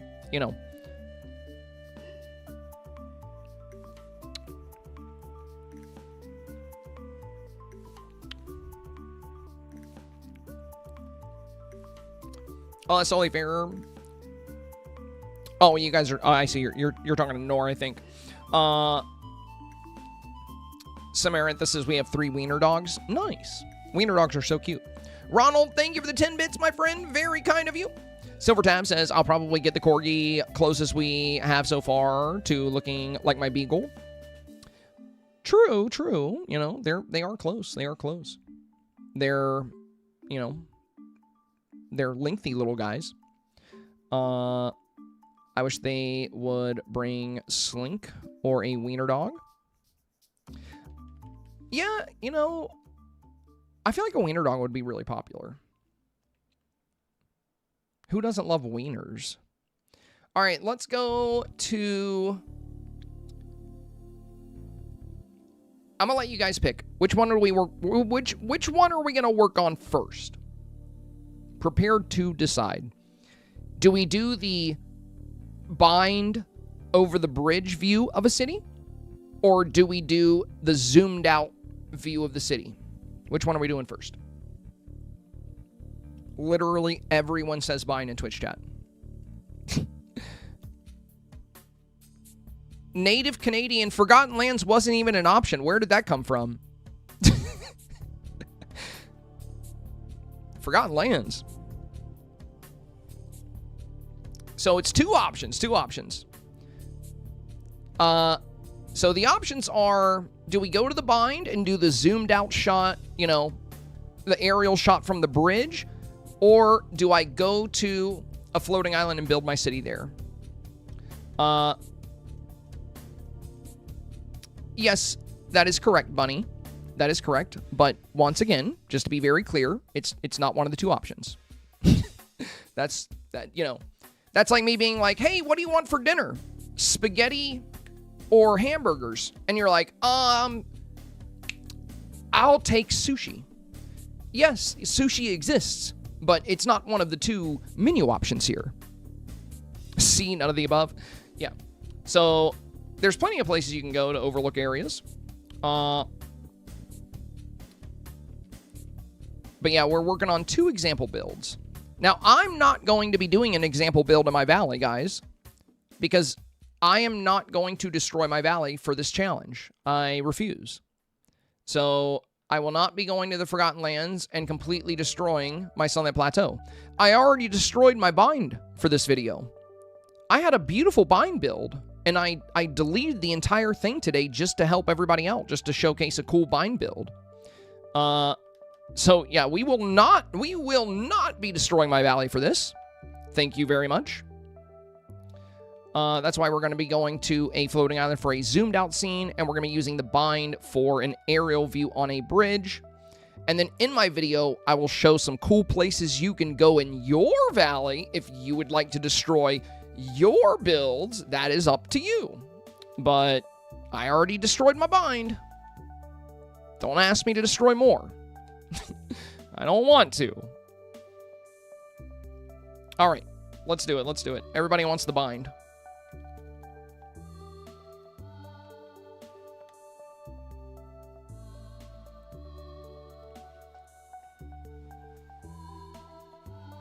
Luckily, the bind's not too hard to regrow.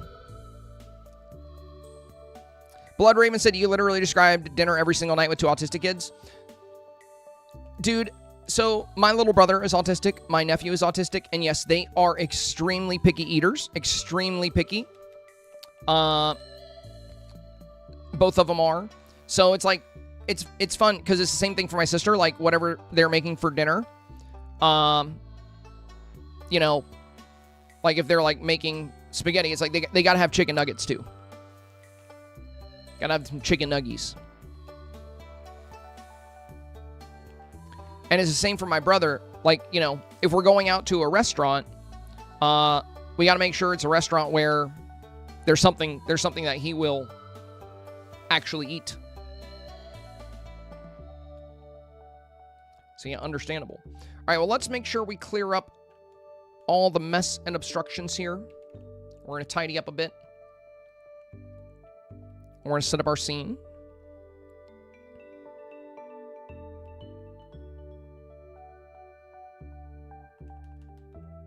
So we're gonna want some buildings.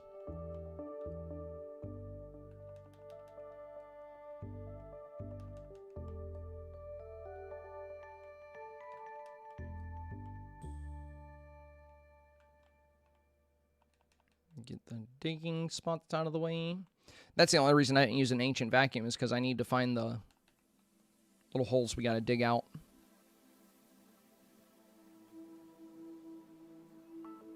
I think we got them all.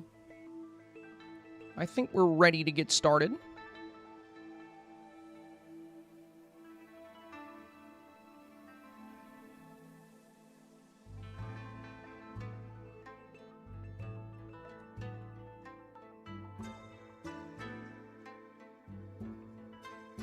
Oh crap, did I delete my Peter Pan trap? Alright. One of favorites.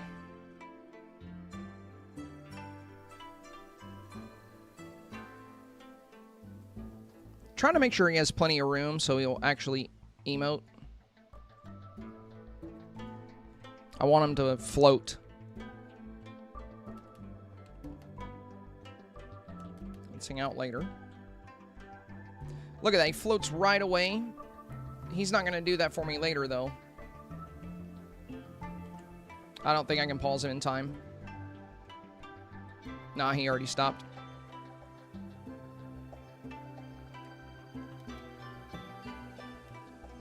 Let me see if I can kind of force him to float. That's what I really want, is him doing his little floating animation. Oh, I wonder if, bro, why do you keep walking to that side?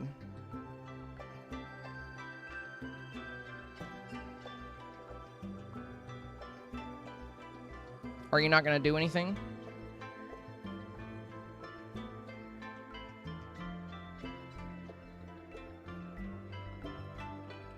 He might need more space. Let me actually go in selfie mode.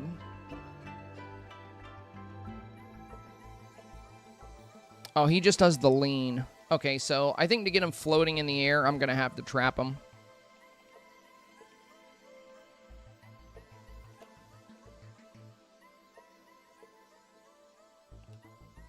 That's going to be a little tricky, but I do want that for the example if possible.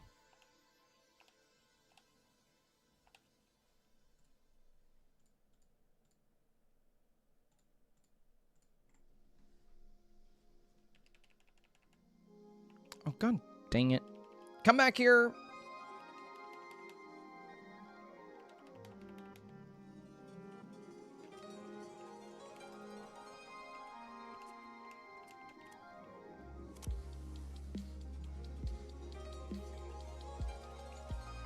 You get in there.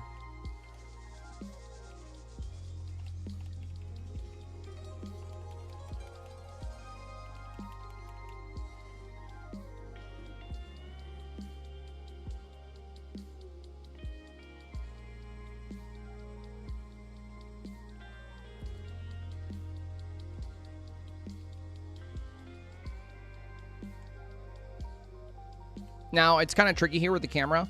Oh, crap.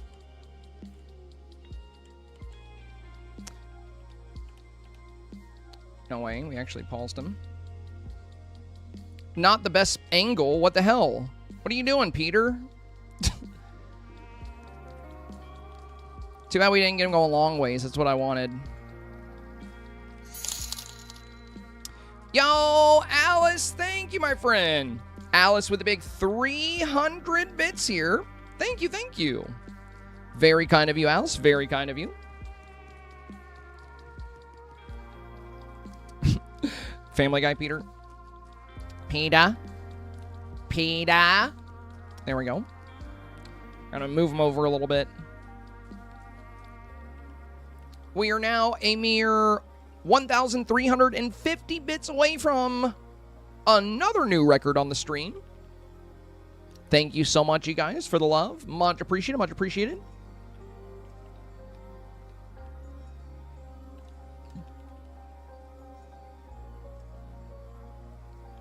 All right, these snippets are getting on my nerves. Come here. Oh, that's not a net.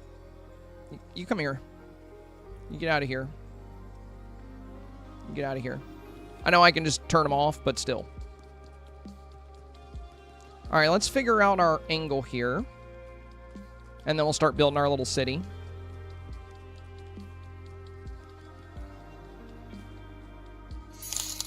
We're going to go into free mode. Yo, Dakai coming in with big 400 bits. Let's go, my friend. Thank you, Dakai. Thank you. Much appreciated. Much appreciated. Very kind as always. 950 to go.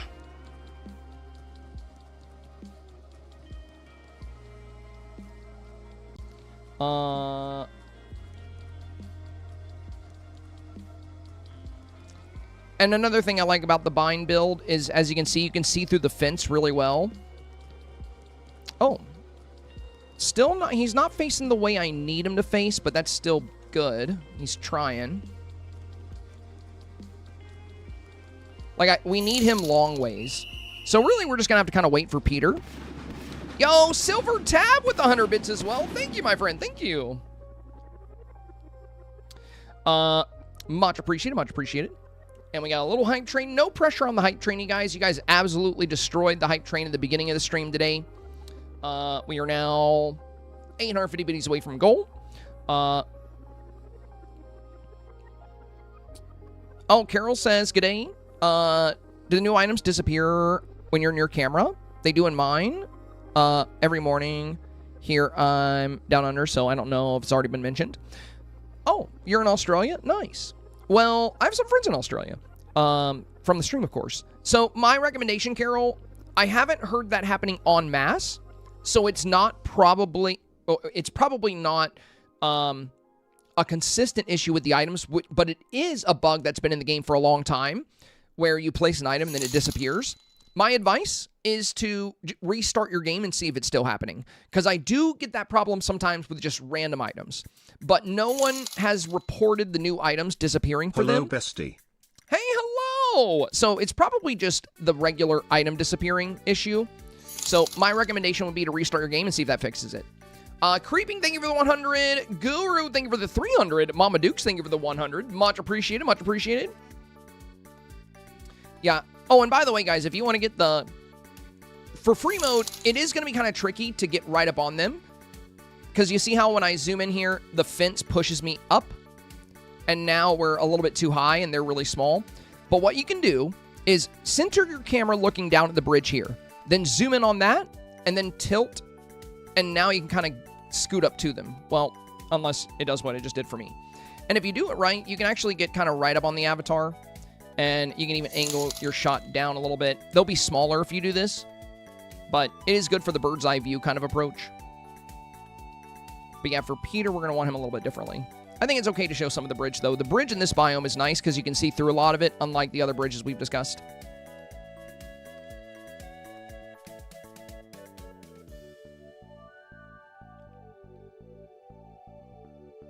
Peter Pan laying there is cool.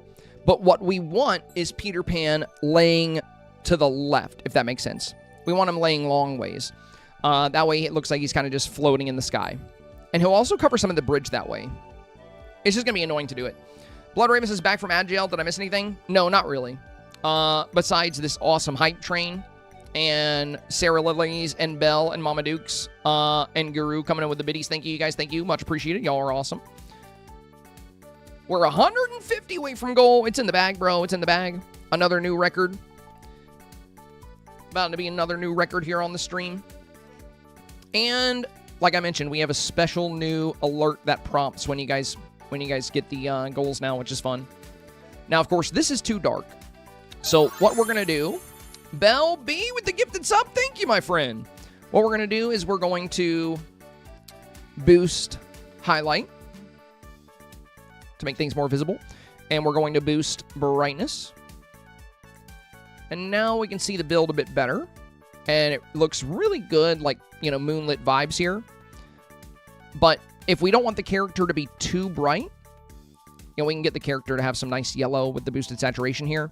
But to lower just how bright the character is, we're going to set light bloom to 1%. And we're going to set character lighting to 1%. See how much that nerfed it? Look at the difference here with character lighting. So this is default character lighting here. And this is 1%. So she's still bright enough here. But yeah, we're going to do a scene kind of like this for this example scene. We just want Peter Pan floating left to right. So we want him floating this way so we can see his face, and it looks like he's floating in the sky. And then we can build out like our city scene down here. And if you wanted to, you could show less of the bridge. Like, we could always do a view more like this for the bird's eye view, where you just show the base of the bridge, and we can just have Peter Pan kind of standing beside us. Now, I do wish we could tilt it down a little bit more, but this could also be a good angle where we look out over our little moonlit city. But now that we've figured out our angle and everything, let's start working on building the actual city. So we do have the new buildings, but I think I'm going to remove those. Oh, and also you could probably... Let me go back into the build mode. I don't know if you could tell, but at the very back of the build, up on the mountains in the back, we actually had Chez Remy and the Scrooge shop. So you can actually see them here, but they're very hard to see. Now, if we do what we did before and boost highlight, and then we boost... we can also get rid of the vignette here. We can boost brightness. Now you can see them pretty good over there. So, right here we see Chez Remy and the Scrooge shop. Again, we'll need to get a little bit lower. This is a little tricky here, but you just kind of zoom in down on this point. I hate the teleporting.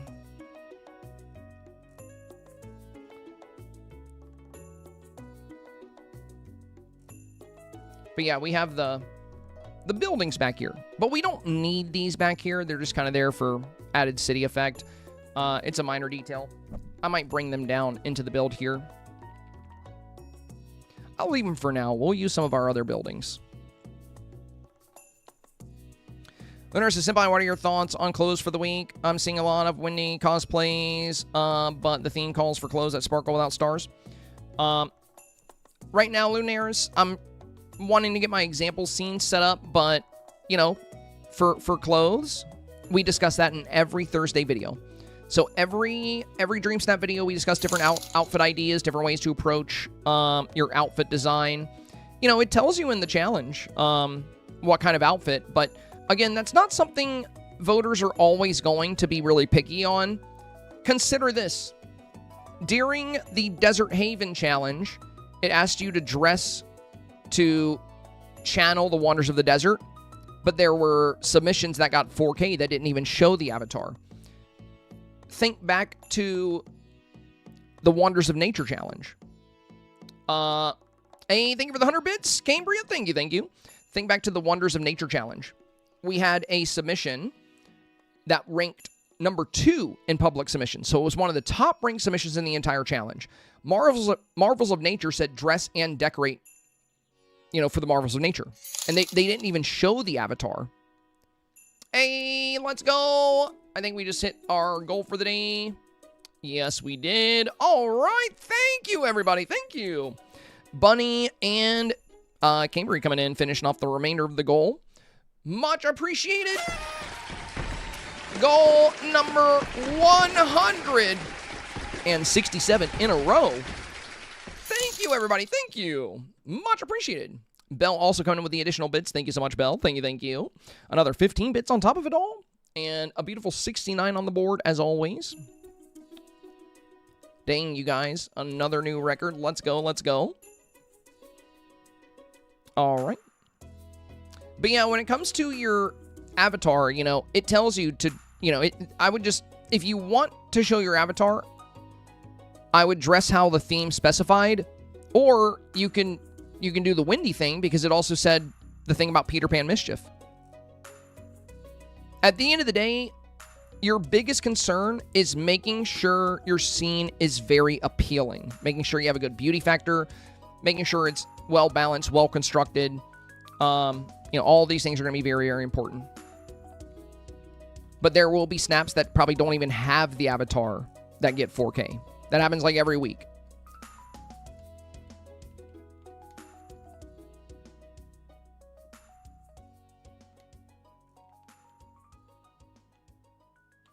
I'm going to add a road first. I think I'm going to make a little road in here. We're going to go with... Wait, I might need to craft more asphalt. I don't know how much I have. Where's my bordered asphalt? There we go. I do have enough. Like over 1,000.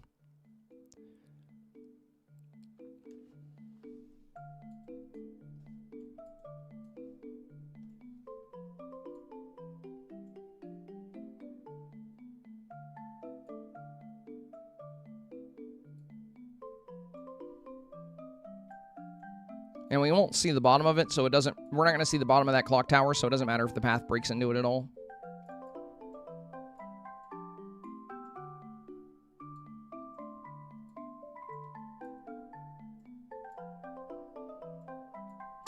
What? Oh my god, there's still freaking holes down there? Oh my god, dude. This game is so annoying sometimes. I'm going to go all the way down here and dig up these stupid shards. They should just let me delete them or move them. You're throwing off my groove. Get out of here. You too.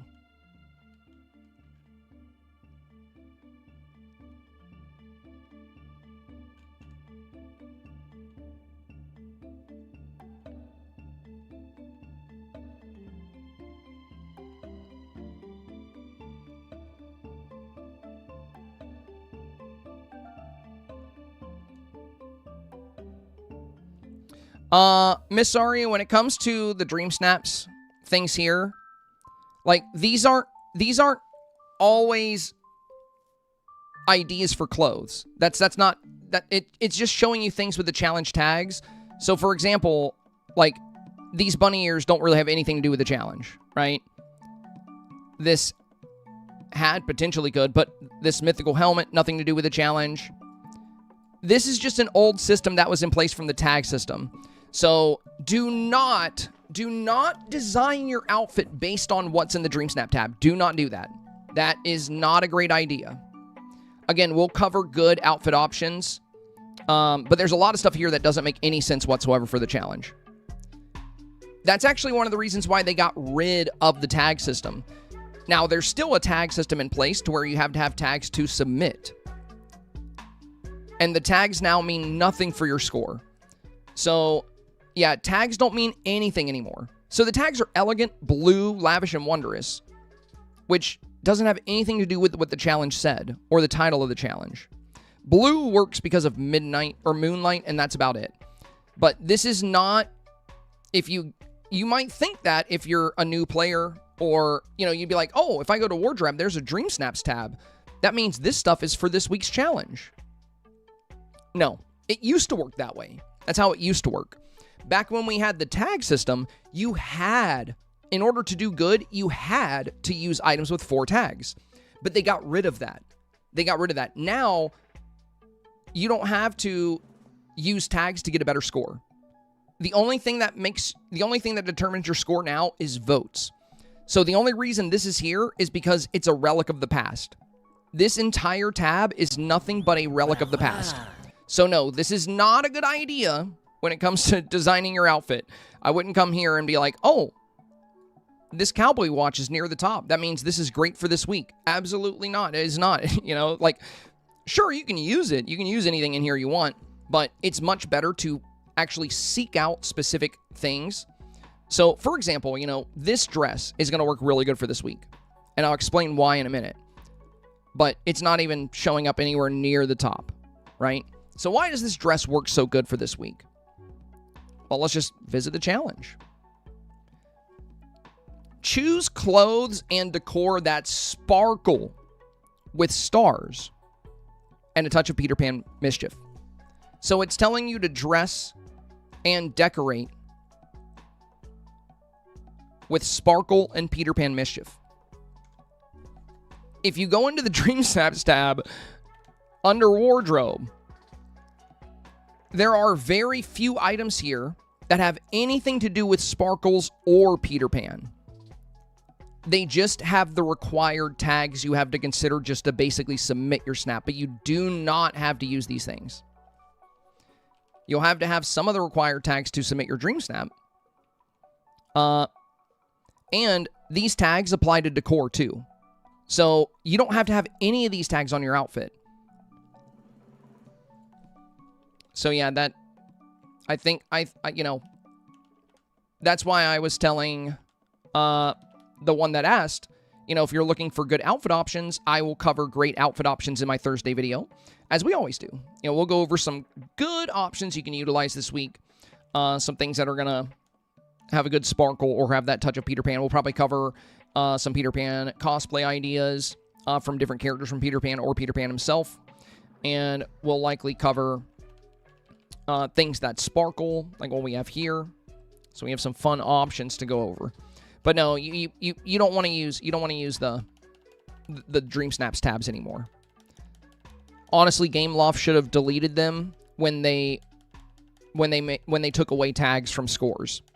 So in the past, your Dreamsnap rank was determined by 2 things, which was high value items that had 3 or 4 of the challenge tags, and votes. But thankfully, Gameloft finally got rid of that. Now, only votes impact your final results. Only votes. Tags do not have any impact in your results at all. And tags have notoriously actually worked against outfits that were on theme. So yeah, going to the Dreamsnaps tab, I do not recommend it. Avoid it.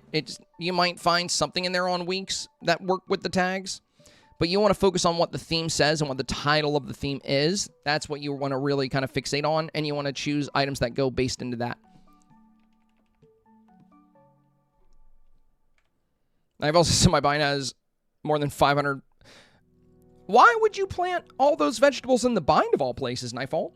I would, you know, because if we had a bind floating island, I wouldn't blame you for doing that. But we don't have a bind floating island, and the bind is a super unique place. Oh, Peter's actually sleeping to the side. Oh, man, I didn't get a pause in time. That's okay. We're building anyway. Let's look at our road that we have right now. See how it's looking with the alignment of the snap. I like how my goose is trapped in there.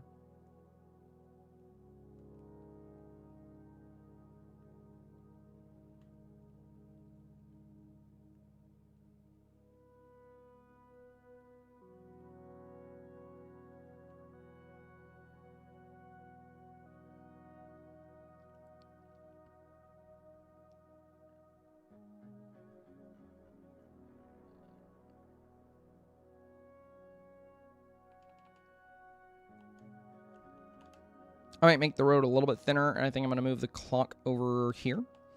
Clock tower over here. And we're going to thin this out a little bit on this side.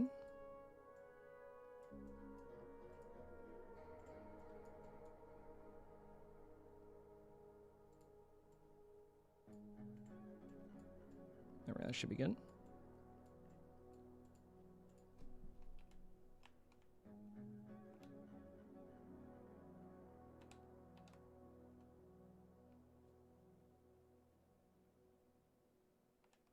I go with the smaller on that one.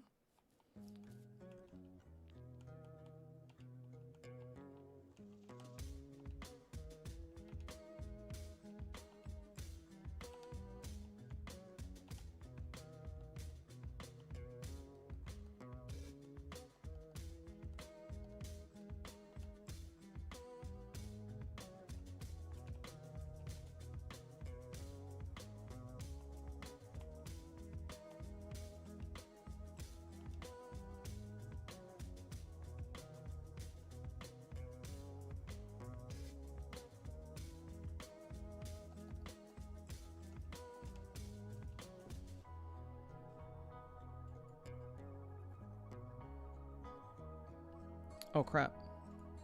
We actually got him. We got Peter sleeping to the side. Let's go. I mean, I'm not done with it. Not really done with this in any shape or way yet, but shows he will do it here.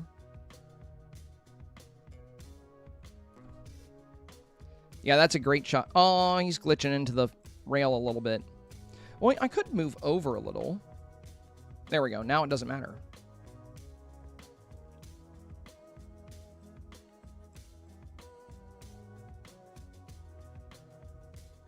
I don't know, I'm probably going to be more like this. We'll catch him actually doing it better later.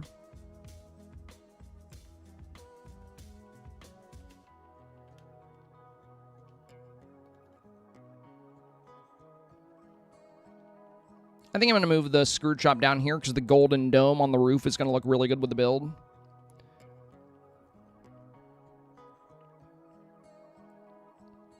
Also, some starlight projectors behind us to add more of a sparkle would be really cool here. And the sparkles on the tower here is really nice. I kind of want to get the tower right in the middle. I might move the road over. Sammy Can, thank you for the follow, my friend. Welcome in, welcome in.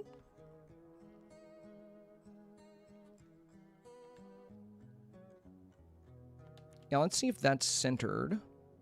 I don't think so. I think it might have been centered before. Actually, yeah, that's pretty good. That's pretty good. Yeah, if we do this kind of angle. We'll have to move the road over to the left a little bit. Let's grab Cruella's car as well for the road.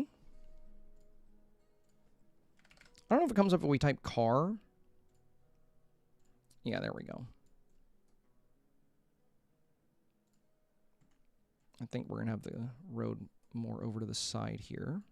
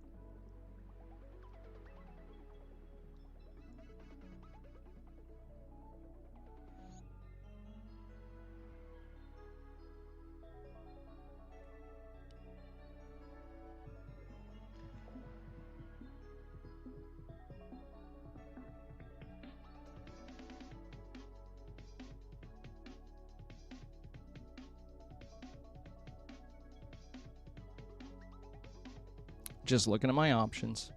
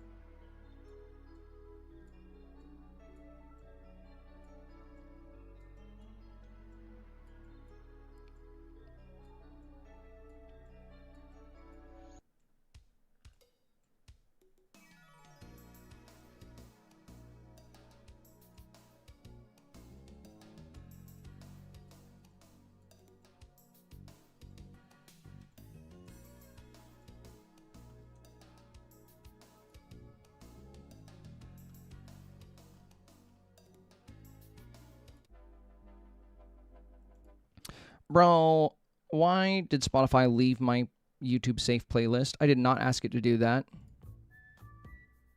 Dang it. Now I'm probably going to be flagged for that later. And they're gonna be like, oh, you're sharing monetization with random people. Get out of here. I didn't ask for this.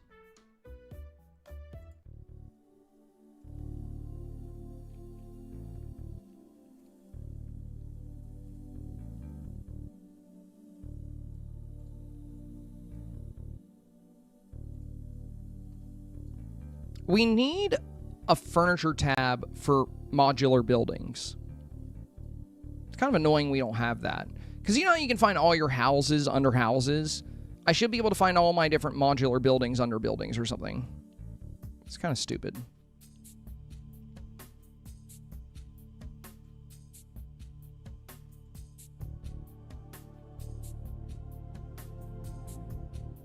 Because I would just like to see everything.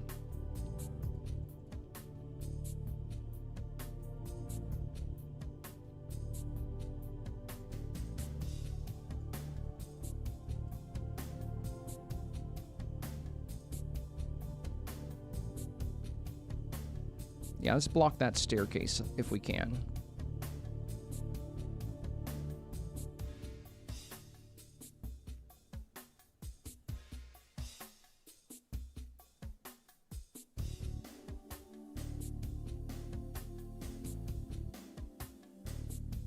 Hang on a second. Let's go with... This one's pretty tall. Oh, no, we don't want you to come all the way up here.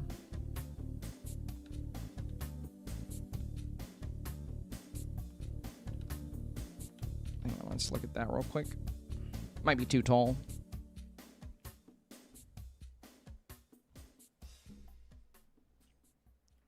Yeah, it's way too tall. Let's try one of those bell towers, actually. This could be good background.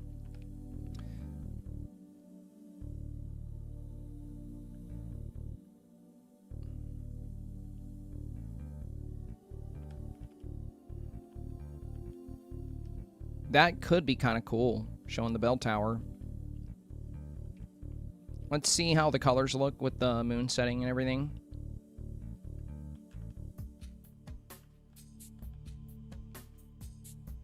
Oh, Peter, now you want to play along? Nice. We got him. So, with the fence here, we're going to have to move the Cruella car back. Fence is kind of blocking it there.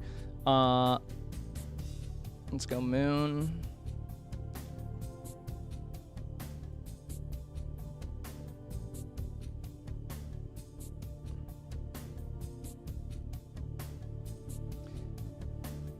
That bell tower is actually pretty cool, but I think we should move it back a little bit.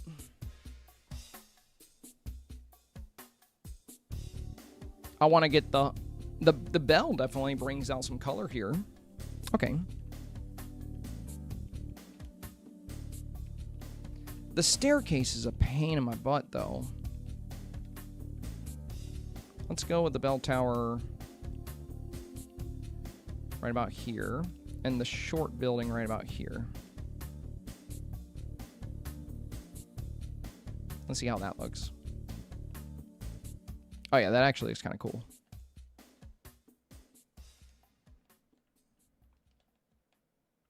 Yeah, we can see like the rooftops.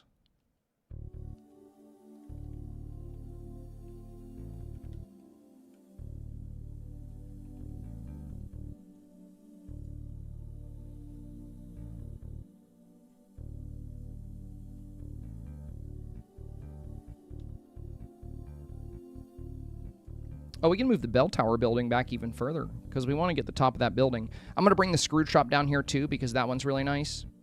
And I do love the clock tower here right in the middle. I might move the clock tower even closer.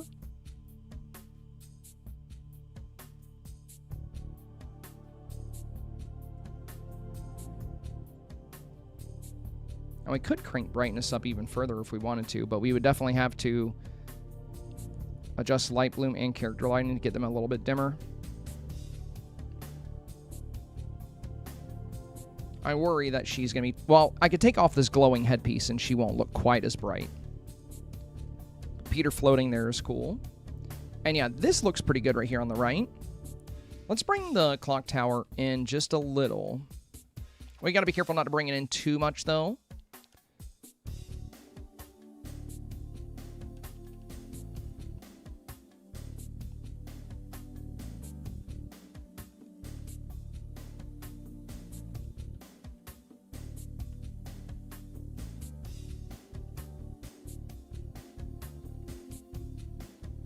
And this is, you know, when we were discussing snap results, when I was talking about balance, having something as a center focus of your snap, I think, is a good idea. And we're going with the clock because it sparkles. And they talked about sparkling and shimmering items.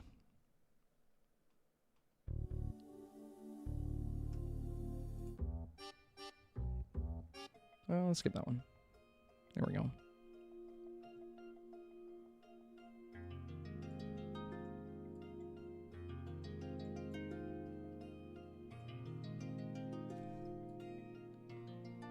Yeah, having the clock tower a little bit closer definitely makes it more visible.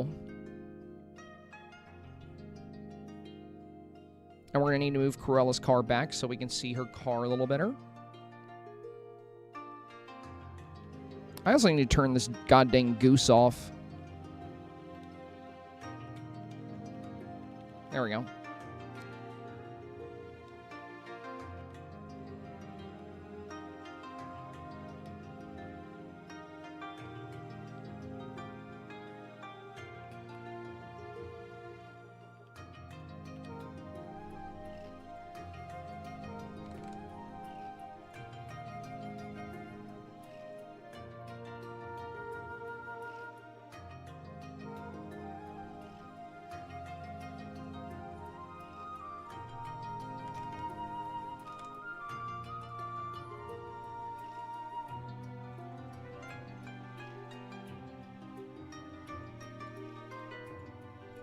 Set that there for now. I'll probably use it later.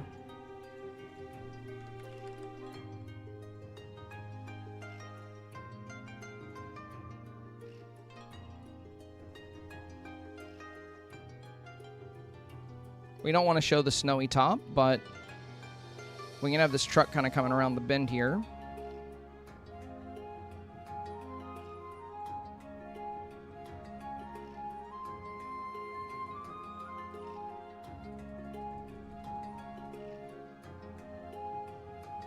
Or it could do one like that.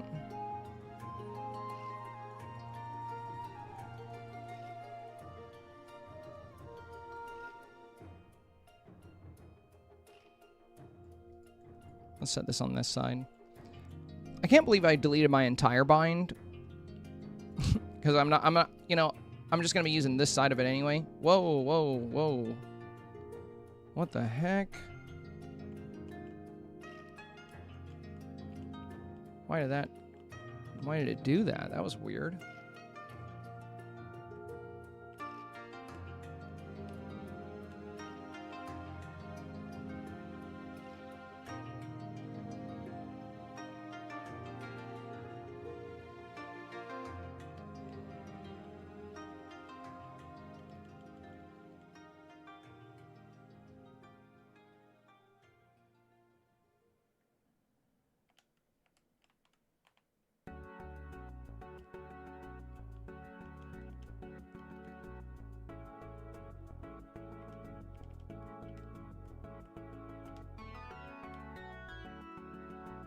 talked about moving this back a little bit.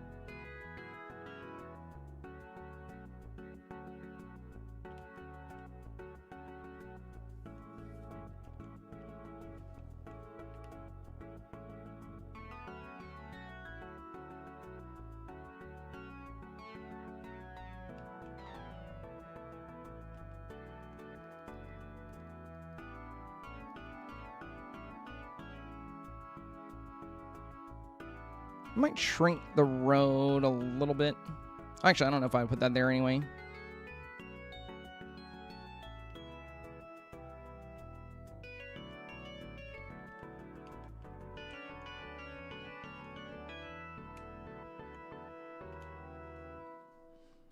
Might put some of this here.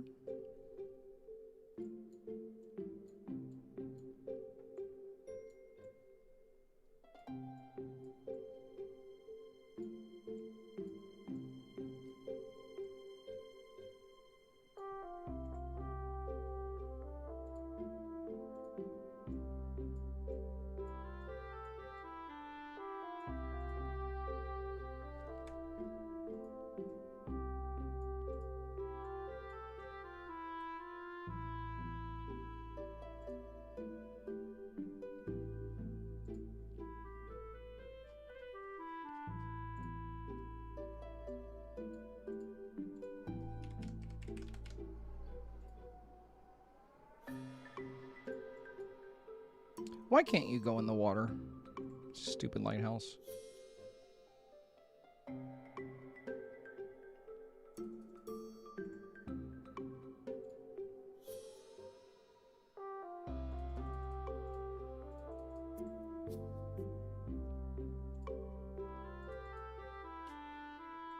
I probably won't use that. Actually,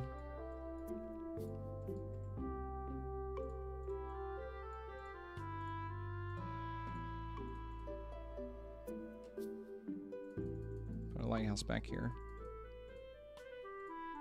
I don't even know if we'll see it, but we can put it back there. Oh, we do have the new buildings too.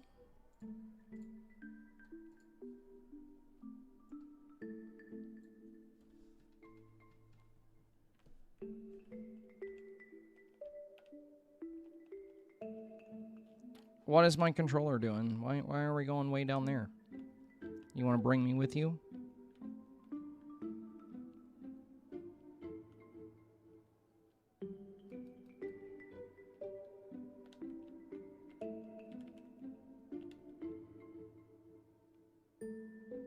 Set that over here for now.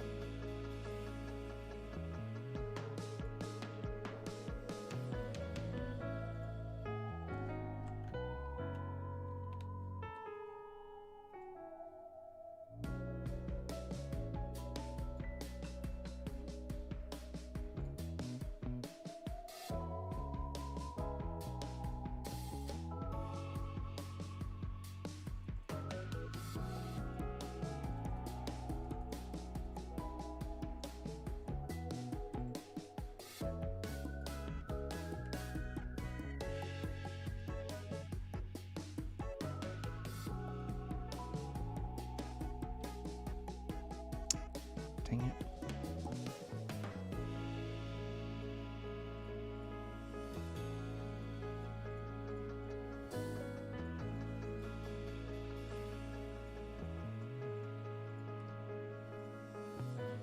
Also, sorry, I'm not actively reading chat at the moment, you guys. I didn't forget about you. Just want to try to make some progress on this build for tomorrow's video. If you really got to get my attention, you can always use channel points to make a sound. You can do the same thing on YouTube. If you type !buy in a certain sound, you can play certain sounds.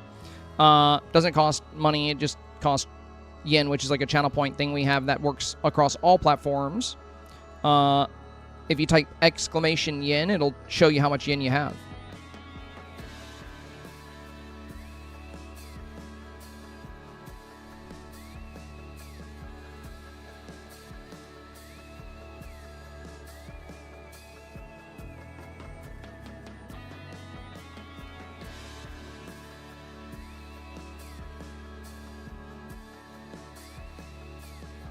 I'm going to need to buy more of that fence.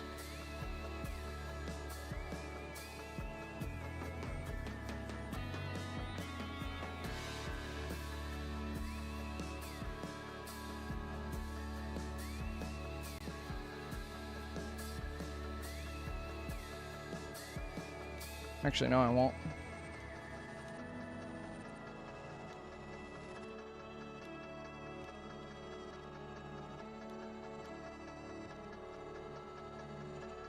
I didn't mean to back out.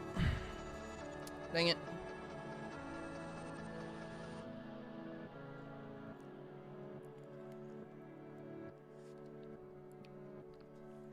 A lot of you guys still here. Dang. 100 people hanging out on Twitch right now, even though we're just silently building. That's cool. And like 70 friends on YouTube. A lot of friends, a lot of friends. Thanks for being here, you guys. Y'all are awesome. Now, let's make sure we can even see what I got going on over there before I get too ahead of myself with the build.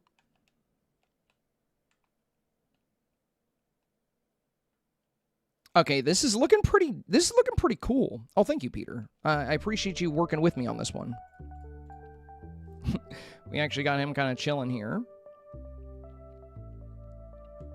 Yeah, if we add some candles to the Shea Remy tables over there, we should be able to see those all right. Let's get our settings situated here.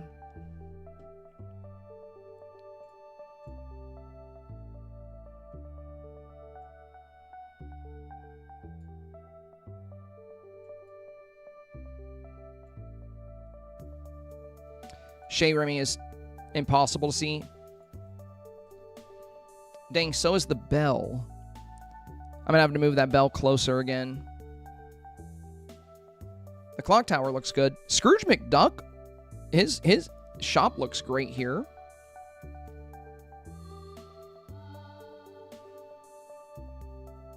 I bet you if we add some street lights, we'll be able to see things a little bit better. I mean, they don't actually cast light, but I think that will help.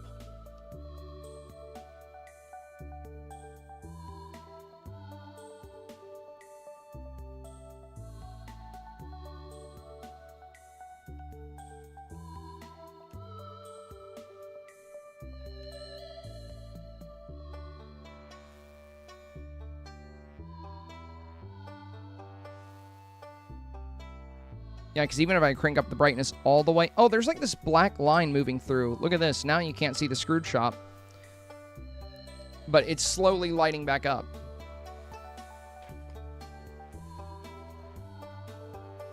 So now we can see the Scrooge shop. Yeah, what is this shadow that's moving through my scene?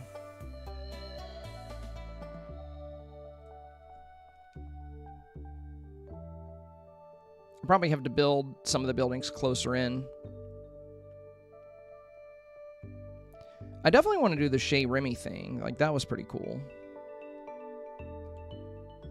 Or, I mean, we could always go with... Hang on.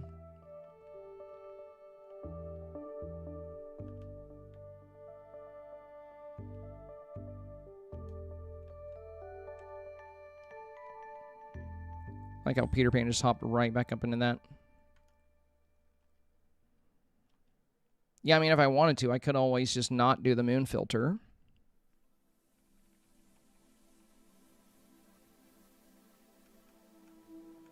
I did really like it, though.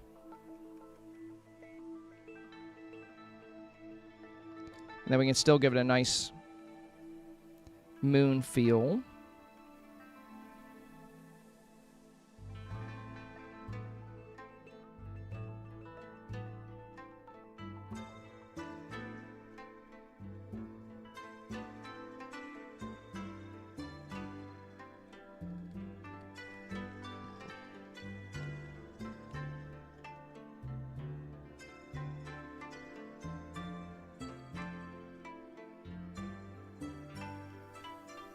That's kind of cool, like not showing the bridge at all. I kind of like this. Looks like this. It really looks like I'm flying. Add some shooting stars to the scene. That'd be pretty cool.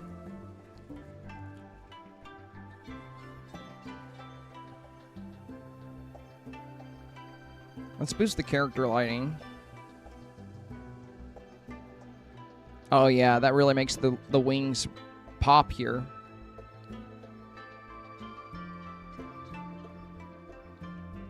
That's kind of cool. I think this is better than showing the bridge. And if I bring Peter Pan like right next to me,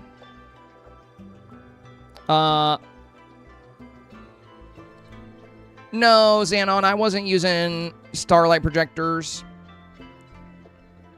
I mean, I will add some. I talked about that earlier, but I wasn't using them. But yeah, I kind of like this one because it really looks like we're flying.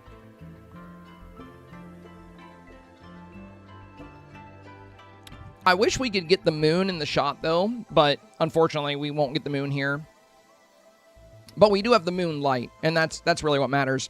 Now, another fun thing we can do with this to really capture that night sky is we can come over here and boost our vignette.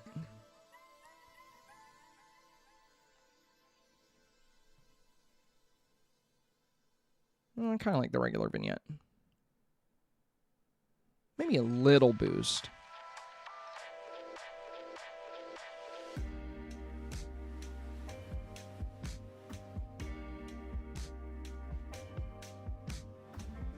The saturation boost does well for the moon vibes.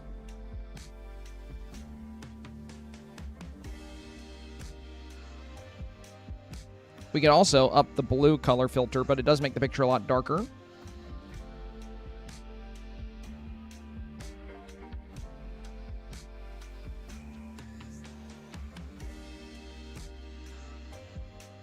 What about rotation? Oh, God. All right, so we're not going to use rotation, apparently. Jeez. My game did not like that.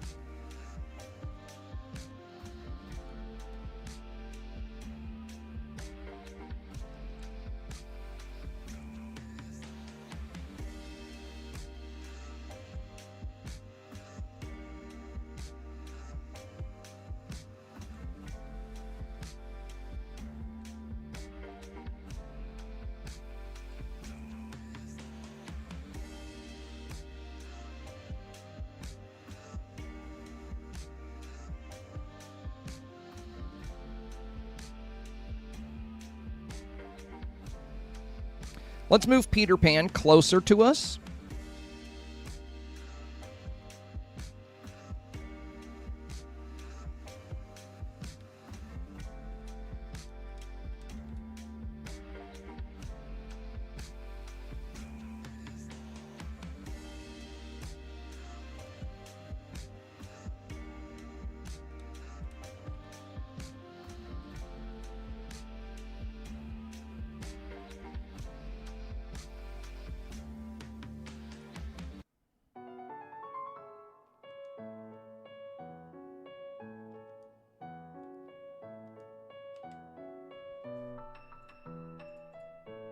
Please, I hope I caught that. I think we might... No, I think he's too far away to catch in this scene.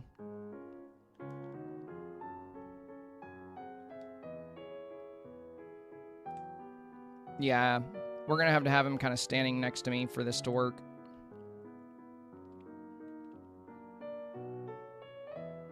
Oh, I got to hit the pose to fly up. Yeah, there we go. We have to be doing the fly or we won't be high enough to look over the rail. This is actually kind of a better angle.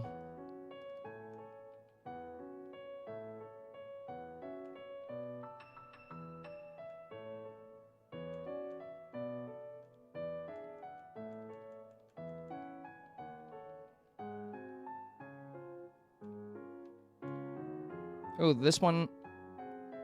So that would be right after... So right after sunset, we do have some good moonlight up here.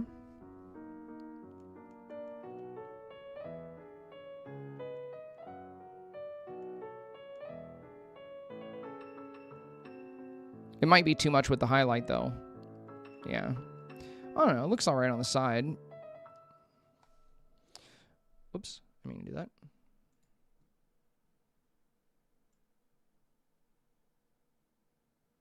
I don't know if I would want my wing covering the Big Ben Tower, though.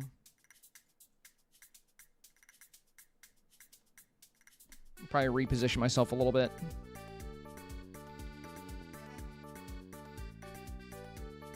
I think I'm going to kind of face this way, and we'll see how we feel about that. Oh my god.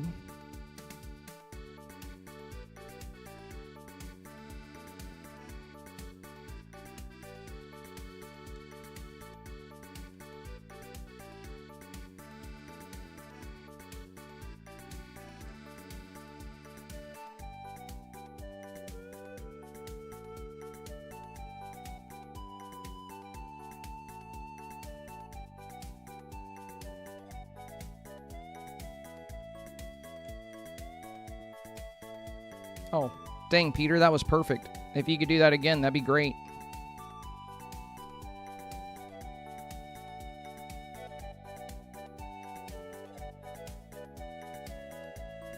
There we go.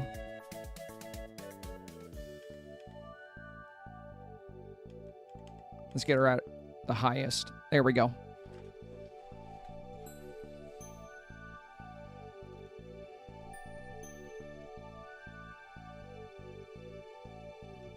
Oh, too bad we don't get light on her face, though.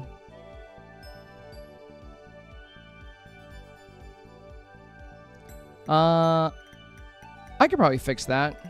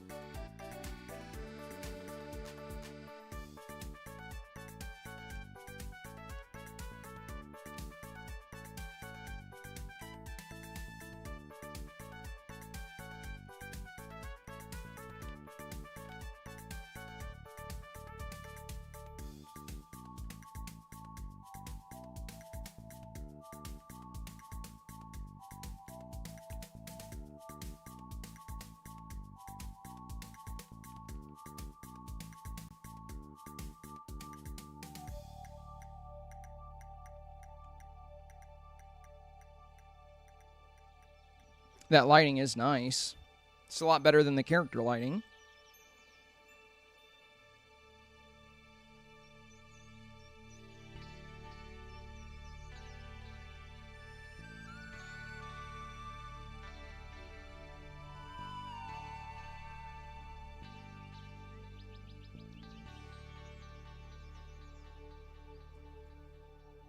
I kind of like the original, though, where we were facing out.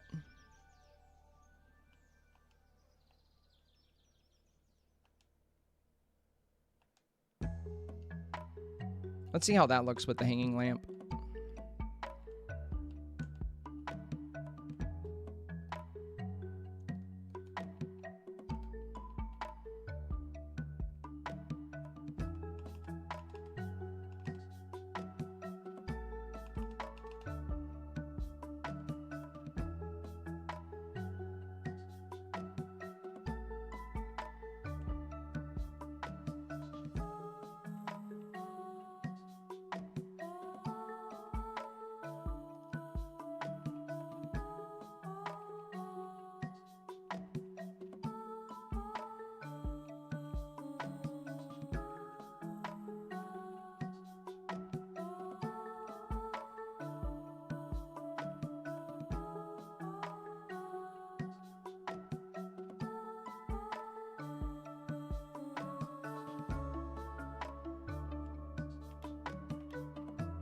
That one's pretty cool.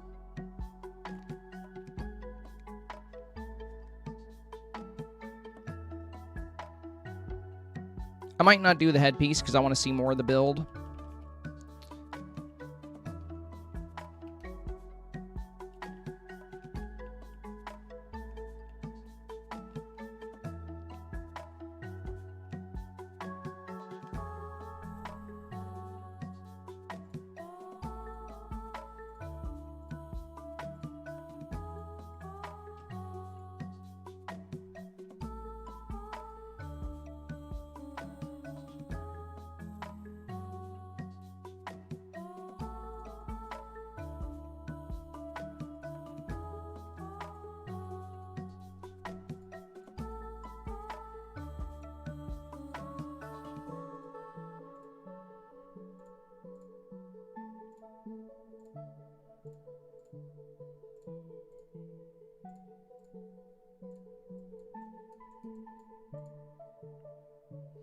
Oh, I just thought about something. Let me get rid of all those.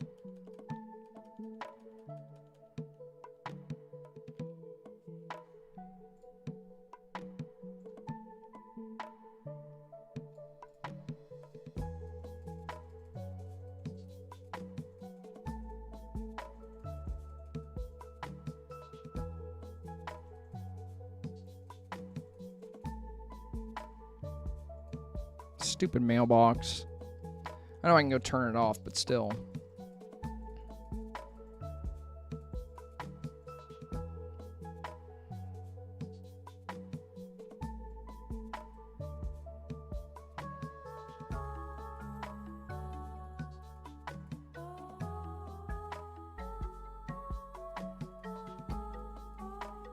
Mailboxes should be off on houses by default.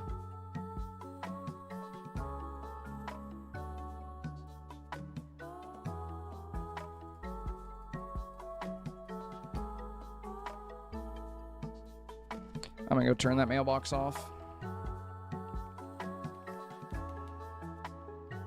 Let's make sure we don't lose Peter Pan.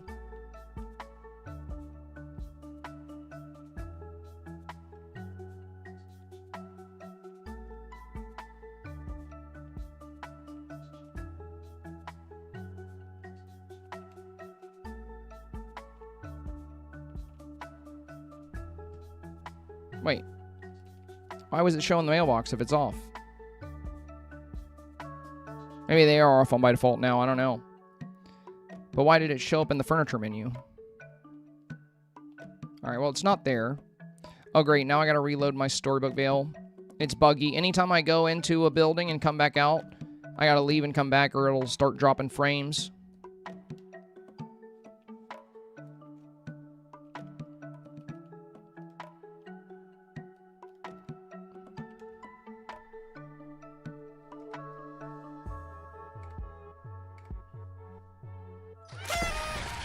Oh, whoops. My bad. I was just switching back to my regular scene. I forgot that was still on. All right. Let's see.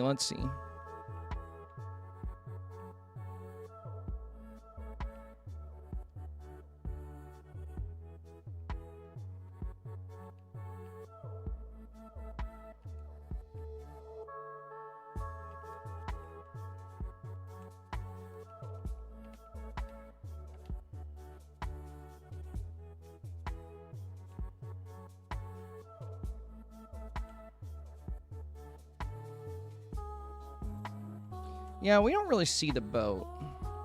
I really want the London Tower to be in the center, so I'm not going to worry about the boat.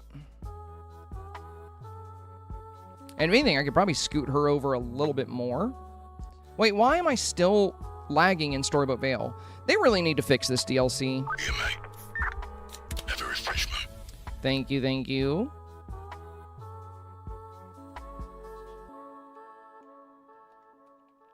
I'm almost out of my drink.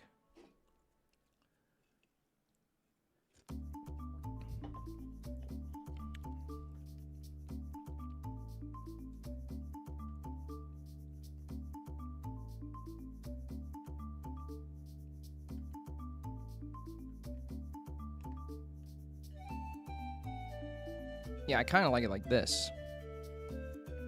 But then we don't get to see the cool Chez Remy dining area. That's okay, I might fix that too.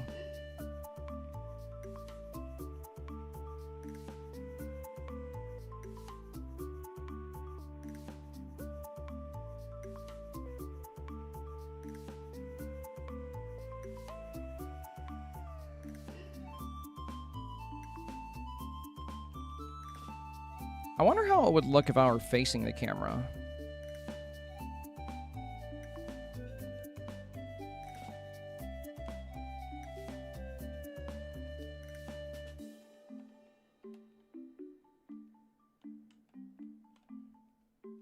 Oh, I'm looking at frickin' Peter, so my head's going down. Bro, why are we still lagging? This is so stupid. I wish they would fix this frickin' game. I think I have to go back to Main Valley. This has been happening on PC for the last 4 updates in a row, and since it's an old DLC, they just don't fix it. They're like, yeah, you already paid for that. Doesn't matter if it doesn't work anymore.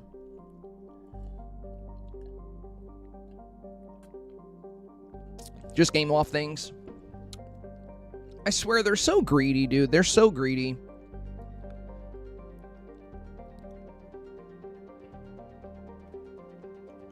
I wish they would just spend one update focusing entirely on making the game more stable and fixing some of the issues instead of adding 25 new premium shop houses. I mean, don't get me wrong, I love the premium items. They're really cool. But like, I'd rather have a stable game.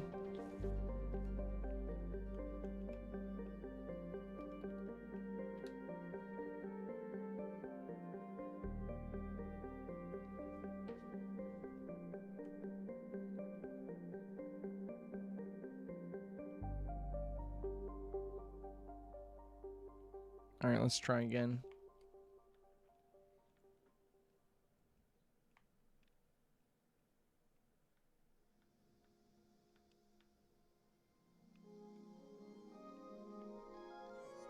Okay, lag is fixed. I'm ditching you for now. I don't want my character looking down at you.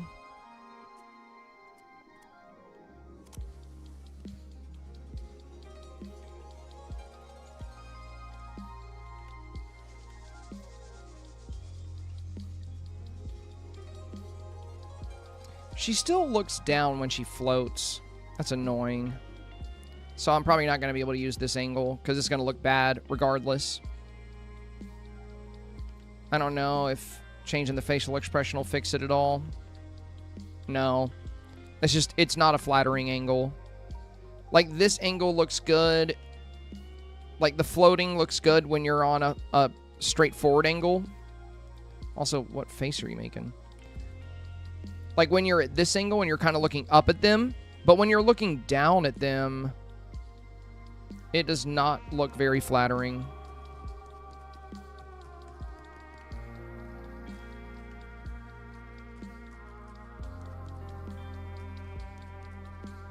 I got an idea. We're going to bring in a really tall villager. And hopefully she'll look up at the villager. We're going to bring in Jack Skellington. Why did I fast travel? I'm literally right here. All right. I fast traveled 5 feet away. I'm going to see if I can get her to look up with Jack. And after I try this, we'll probably be done for today. I've been streaming way over my stream times the past several streams, so I'm going to try to go to bed at a decent time today. Probably work on these a little bit more. I'll have to make the city build tonight after dinner. I'll probably make it pretty quick, the zoomed out build.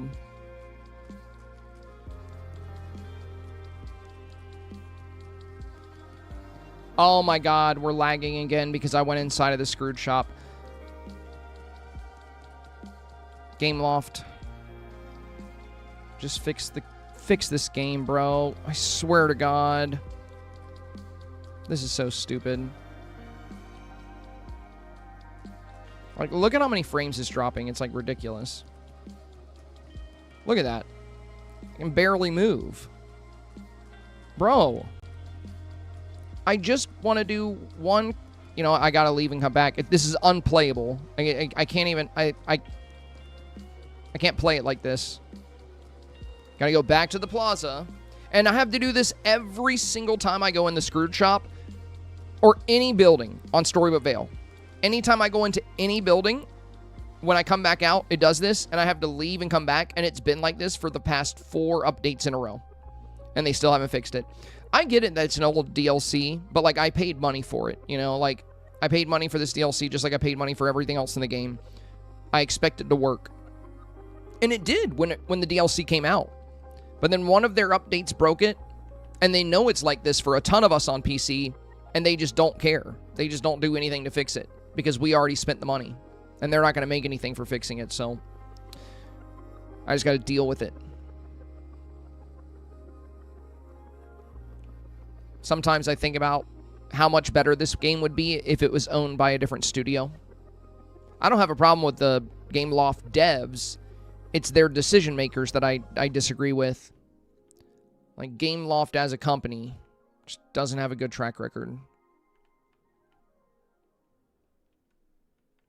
Come on, buddy. All right, see, now this is how the game should run. See how we're not friggin' lagging like crazy? All because I went into a building. So stupid.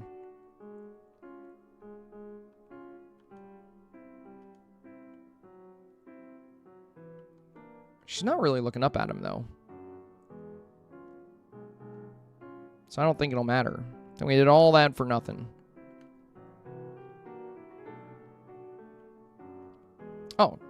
Well, she is kind of looking up, actually. It's a better angle than we had last time. So, yeah, her head's not going straight down anymore.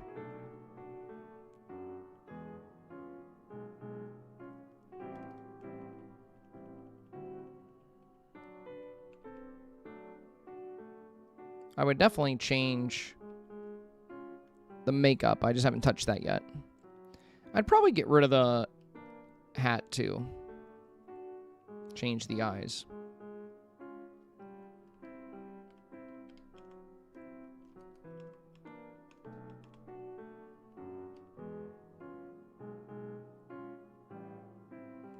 Yeah, that could work. Not the best face, though. Then again, like, all the expressions look, like, pretty terrible. The best expressions are from companion poses. Like, they kind of change the face a little bit. I still think it might look best just facing away. Because then at least it looks like she's flying out over the city. And then you don't have to deal with the face being weird. I think this will have a better beauty factor.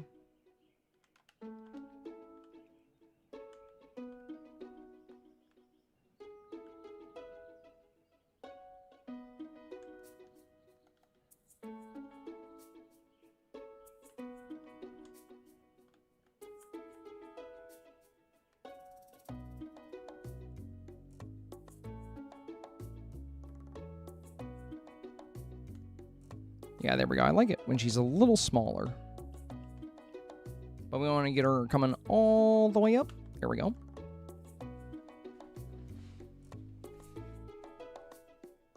Yeah, and then I think having, like, Peter Pan's, you know, if we trap Peter Pan right next to her just so his head comes up there, that could be good. And for settings, we want it to feel like Moonlight.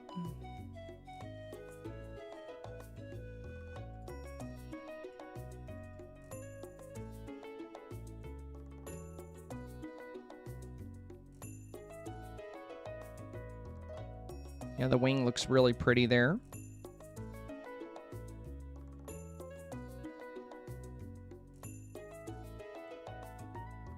Probably good to move Corella's car, like, back to the road here, if the wing's going to be there.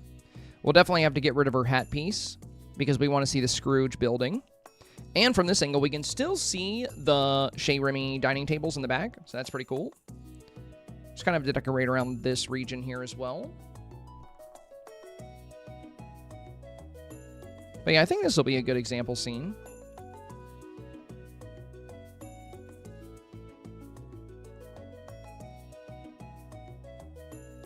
Good bird's eye view. Let's drop the light bloom. Nice.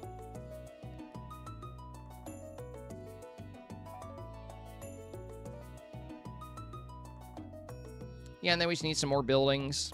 We got to figure out this little gate back here.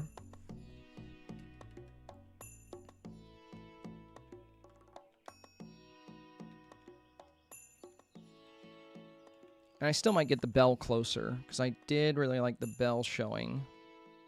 Let me see if we can see that.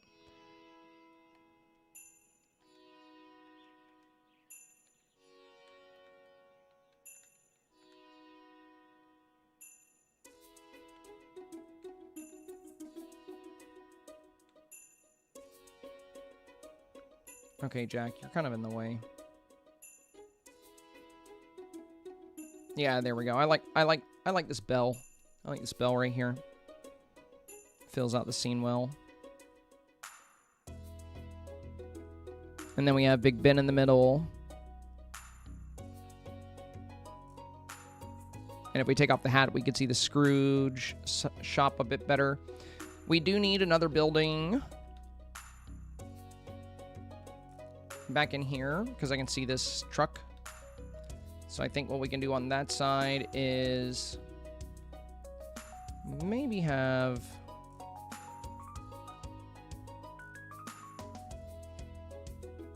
this building here. Just don't want it to disrupt the view of that bell. Actually, I think it's good.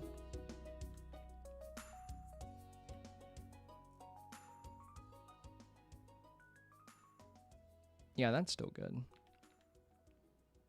I actually think it would be even better if we... Let's get rid of that truck. Let's maybe have this further back so it looks like a building way off in the distance. Do a forced perspective on that. And then maybe we have...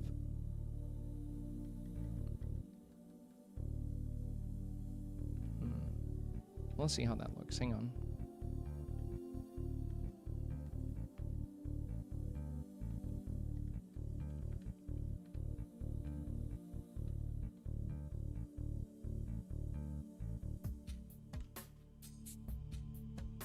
Yeah, that does give the city feel a bit more depth. Because there's like a building and then a further back. And if I can get a smaller building right here, the bell looks great.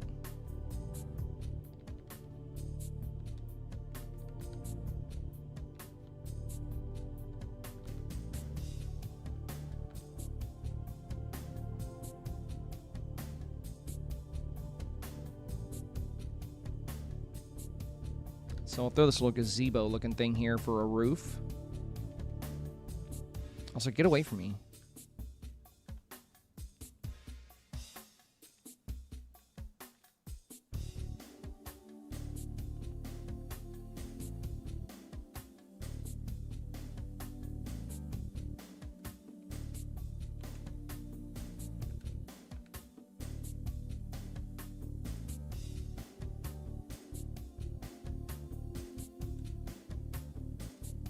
Yeah, that's better.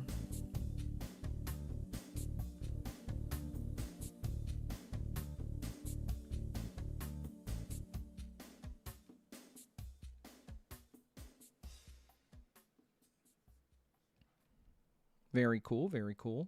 Too bad we don't have a moon motif, you know? I'd love to have an insertable moon, you know what I mean?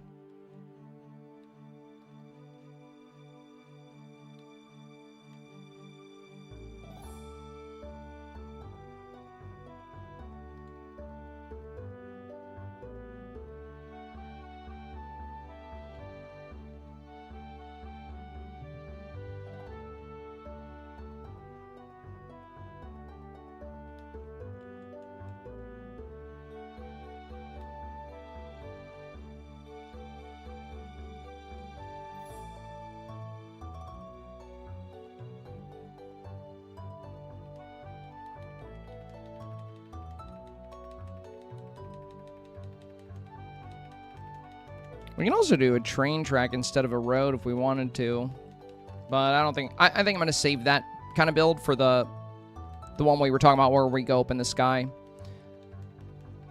Like a zoomed out build. I'm going to work on the zoomed out build tonight.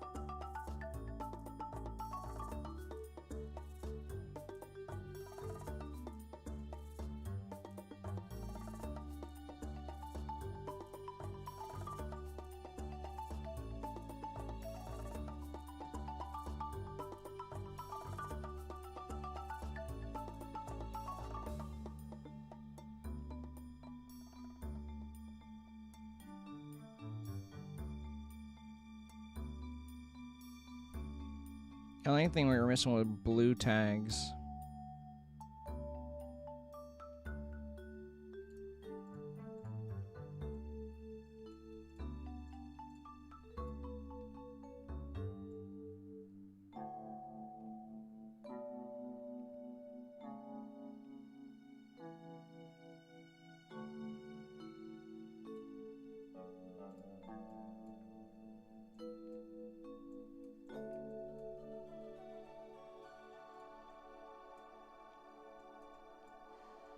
Little hot air balloon in the back can be kind of cool.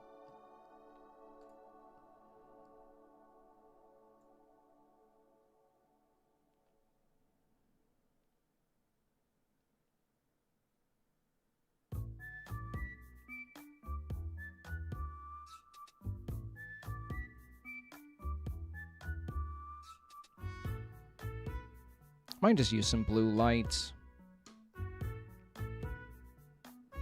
Now let's just drop a blue zircon tile right there.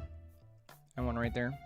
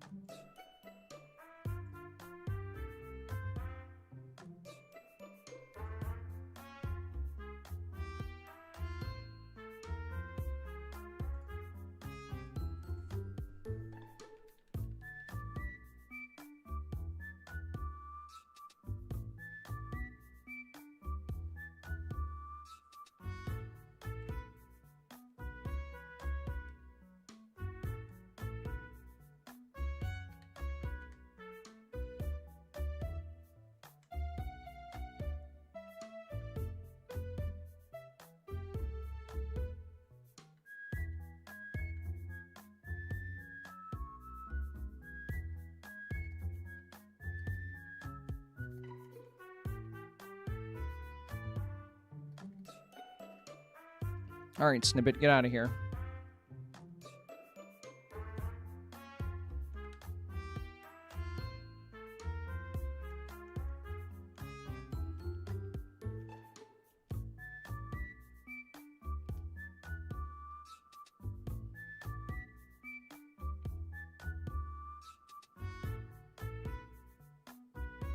Forgot to take off my headpiece again. All right, do not touch rotate. I've learned that the hard way.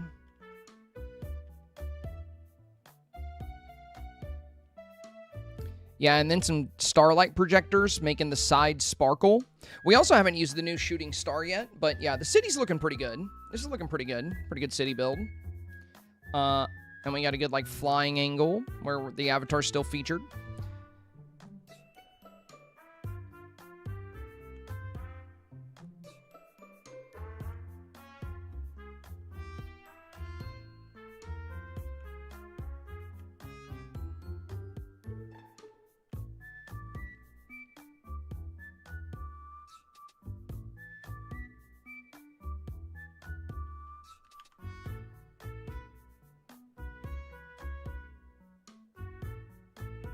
I'm going to add wrought iron tiles between the road and the sidewalk because we want to get rid of these orange spots from the leaves. And we're going to try to spruce up the left-hand side over here a little bit. Might get another tall item here. Hang on, let me see what I can do there, actually, before we head out.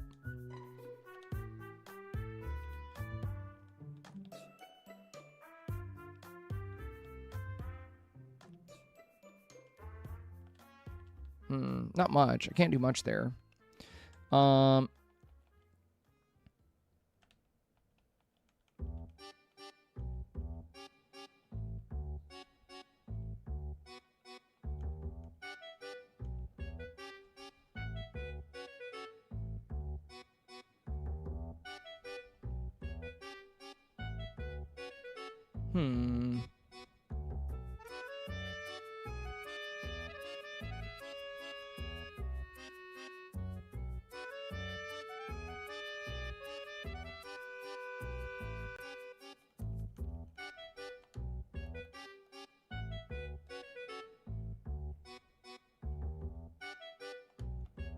Oh, dude. The ship is good for, like, the Peter Pan vibes. Hey, we got a little rain coming in. Thank you, Hot Cocoa Collective. Much appreciated, my friend. Welcome, welcome. Good to have you. Good to have you.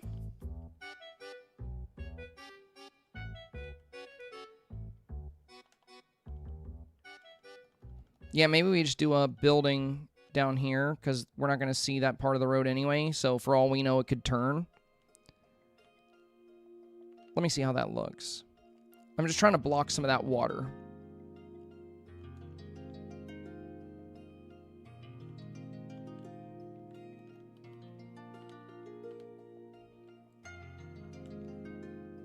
Oh yeah, that's awesome. That gives it a better city feel. If anything, I would like to move the building a little further left.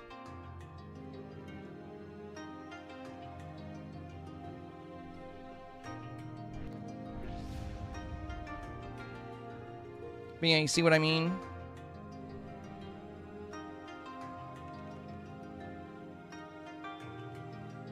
Kat says, this build is inspiring me to build in Dream Valley again. I've been so focused on Bleak Beach build. It's been a minute since I've built anything in Dream Valley. We're just working on snaps right now. I am the same way. Whenever I want to, like, build, I've just been doing Pokopia. But for Dream Snaps, you know, like, I will definitely enjoy some good old-fashioned Dreamlight Valley creativity for this. Yeah, let's try that. That's a little further to the side. But you know me, I love my Dream Snaps. Pokopia is so fun, though.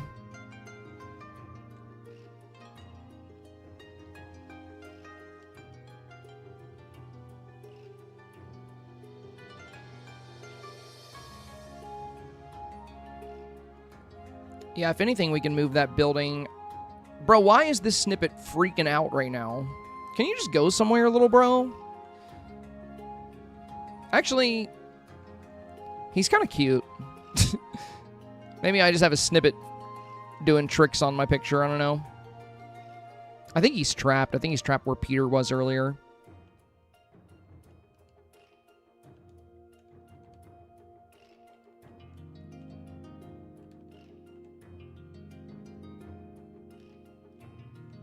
The only downside is I really want the ship for the Peter Pan vibes, so... But maybe I can put it over here, and we'll see it.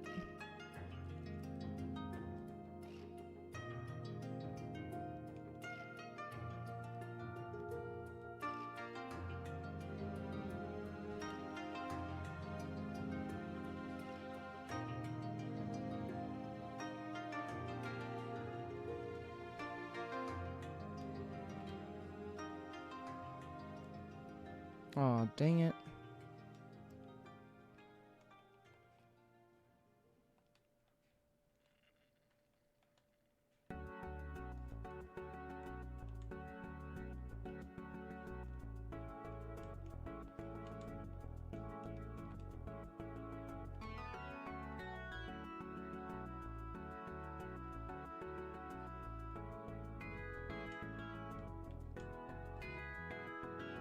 Oh my god, this game. If you want any encouragement to stay on Pokopia, this game is still buggy and messy and stupid, by the way. I love making builds in this game, but this game pisses me off more than any game I've ever, like, you know, I've never found a game I love so much that makes me so angry. If that makes any sense at all. This game excels in frustrating me. Mostly because of the stupid bugs that should be fixed. Should have been fixed forever ago. But yeah, you know, if you can get past the fact that Gameloft doesn't care, it's a good game. It's a good game. I might move the building over a little bit more, I think. The only downside to having the middle in there is we can't really... Oh, we can't see the pirate ship either. That's kind of sad.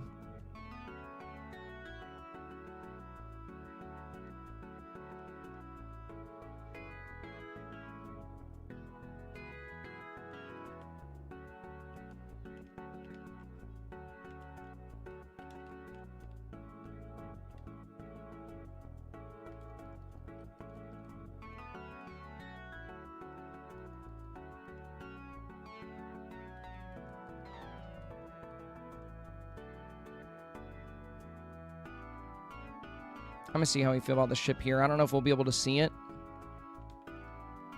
But I would love to have the ship here for the Peter Pan vibes.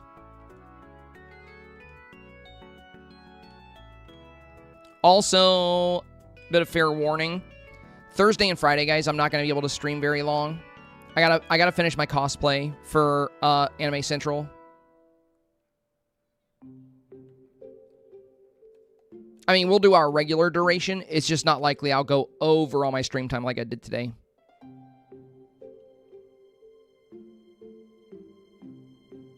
I could always pan more left if I wanted to show it, but no, I think it's more important to focus on the clock tower, actually. Yeah, we just might not worry about the ship, as cool as it is.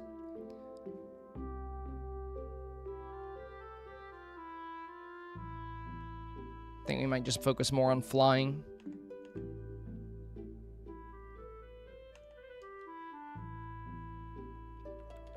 All right. We're going to put a pin in the ship idea.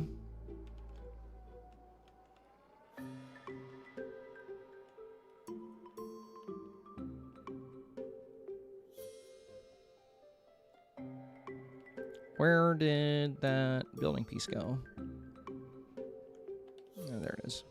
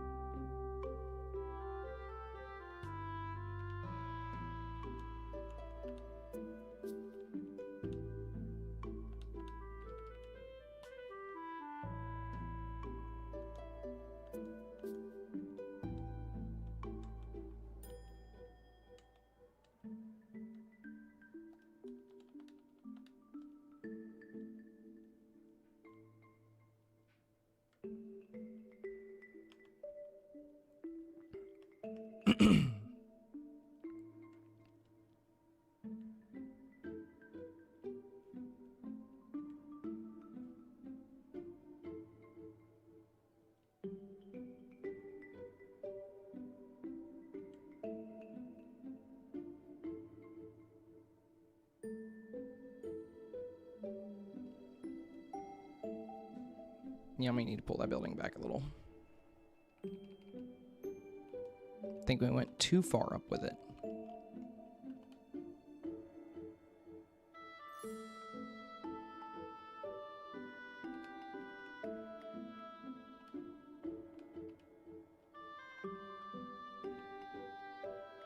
You know, it'd be really cool if they added a lock mode to the camera. Now, hear me out. Basically, if you select the lock toggle, as soon as you go back in the camera, it restores your previous angle and all of your previous settings. Because one thing about Dreamsnaps that's very tedious is, like, as you're working on your scene and your angle, you have to continuously reset your settings to get it back to where it was. And that would be something very easy the devs could add. So just a lock mechanic, and as long as you don't leave the spot where you're standing, it'll open the camera back to your previous settings and your previous adjustments. And, you know, you can leave that toggled off if you don't want to go back to the same settings. But basically, if you're going to be going in and out of the camera, it would be a quick option. Honestly, Gameloft should definitely hire me. You know, they need somebody on their team that plays the game. I think people would enjoy it more. One of the things is I feel like a lot of the people that work on this game do not play the game.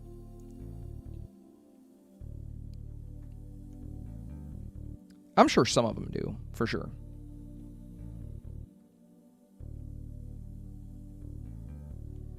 Okay, now we're talking. Except for that damn snippet, bro. Get out of here. Just leave me be. There we go. He's toggled off. Okay, this is pretty cool. Then if we get Peter Pan, you know, even if he's just like right here kind of next to me, that'd be pretty cool. But the city's looking pretty good. We get some extra details, and then we beautify this, right? We add some beauty to this. Maybe the aurora, right? Maybe we add the aurora just kind of right in here. More magic. Maybe we add some starlight projectors behind the avatar and on the other side of the bridge here. But yeah, this is good. This is good. Let's save this. It's a good example. I'm going to save that. Sunshine, oh my god, yes, we need a camera lock setting. Yeah, dude, I feel like that would be such a game changer. It would be so nice. Like, just imagine. Imagine being able to, you know, just lock all the settings you're currently using. That way, if you go out and you put another furniture item down, you can jump right back to where you were. That would save you hours, honestly. What are you cosplaying for at Anime Central, north of where I live? Said Bloodraven. We're going as characters from Has-Been Hotel, actually. We're going as Adam and Eve. We're going Adam and Eve from Has-Been Hotel. Should be pretty fun. Last year, we did Kite and Pital from Hunter x Hunter. And the year before that, we did Lloyd and Yor from Spy X Family. Don't forget, check your DM. See what... Can we already see it? Oh, did you send me something?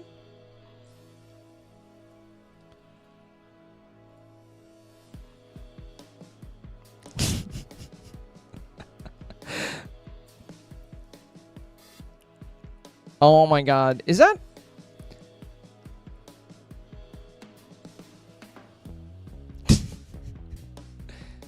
I don't know if I can use it on Twitch, though.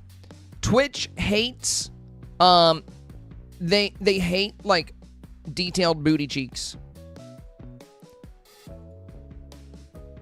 But that's funny. That is awesome.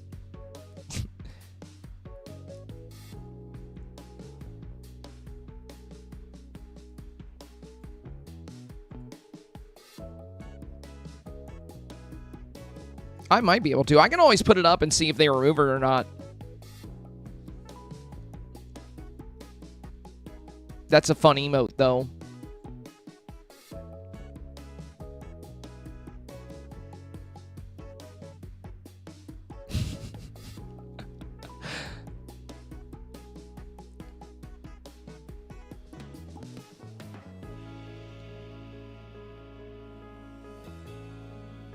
Yeah, I've had a lot of friends streamers have their emotes removed for like twerking, and those were ones that didn't even show like very detailed butts, but like the ones that do show detailed butts get taken down all the time. So gotta be careful. I love it though. I can always put it up and see if they do, you know, allow it. All right, you guys. Well, it's probably about time for me to hop off of here. I gotta have some dinner. I gotta have some dinner real quick. And afterwards, I'm gonna work on this build a little bit more, try to get a couple more builds ready for tomorrow. Thank you for being here today, you guys. And thank you again for 167 consecutive goals. Very well done, you guys. Very well done. Greatly appreciate it. And yeah, I will catch you guys on the next one. As always, stay safe, stay awesome, and stay healthy. And keep an eye out for tomorrow's guide for this challenge. I should have some pretty fun builds for you. And thank you for being here today, you guys. It's been an awesome stream. All right, we'll catch you on the next one.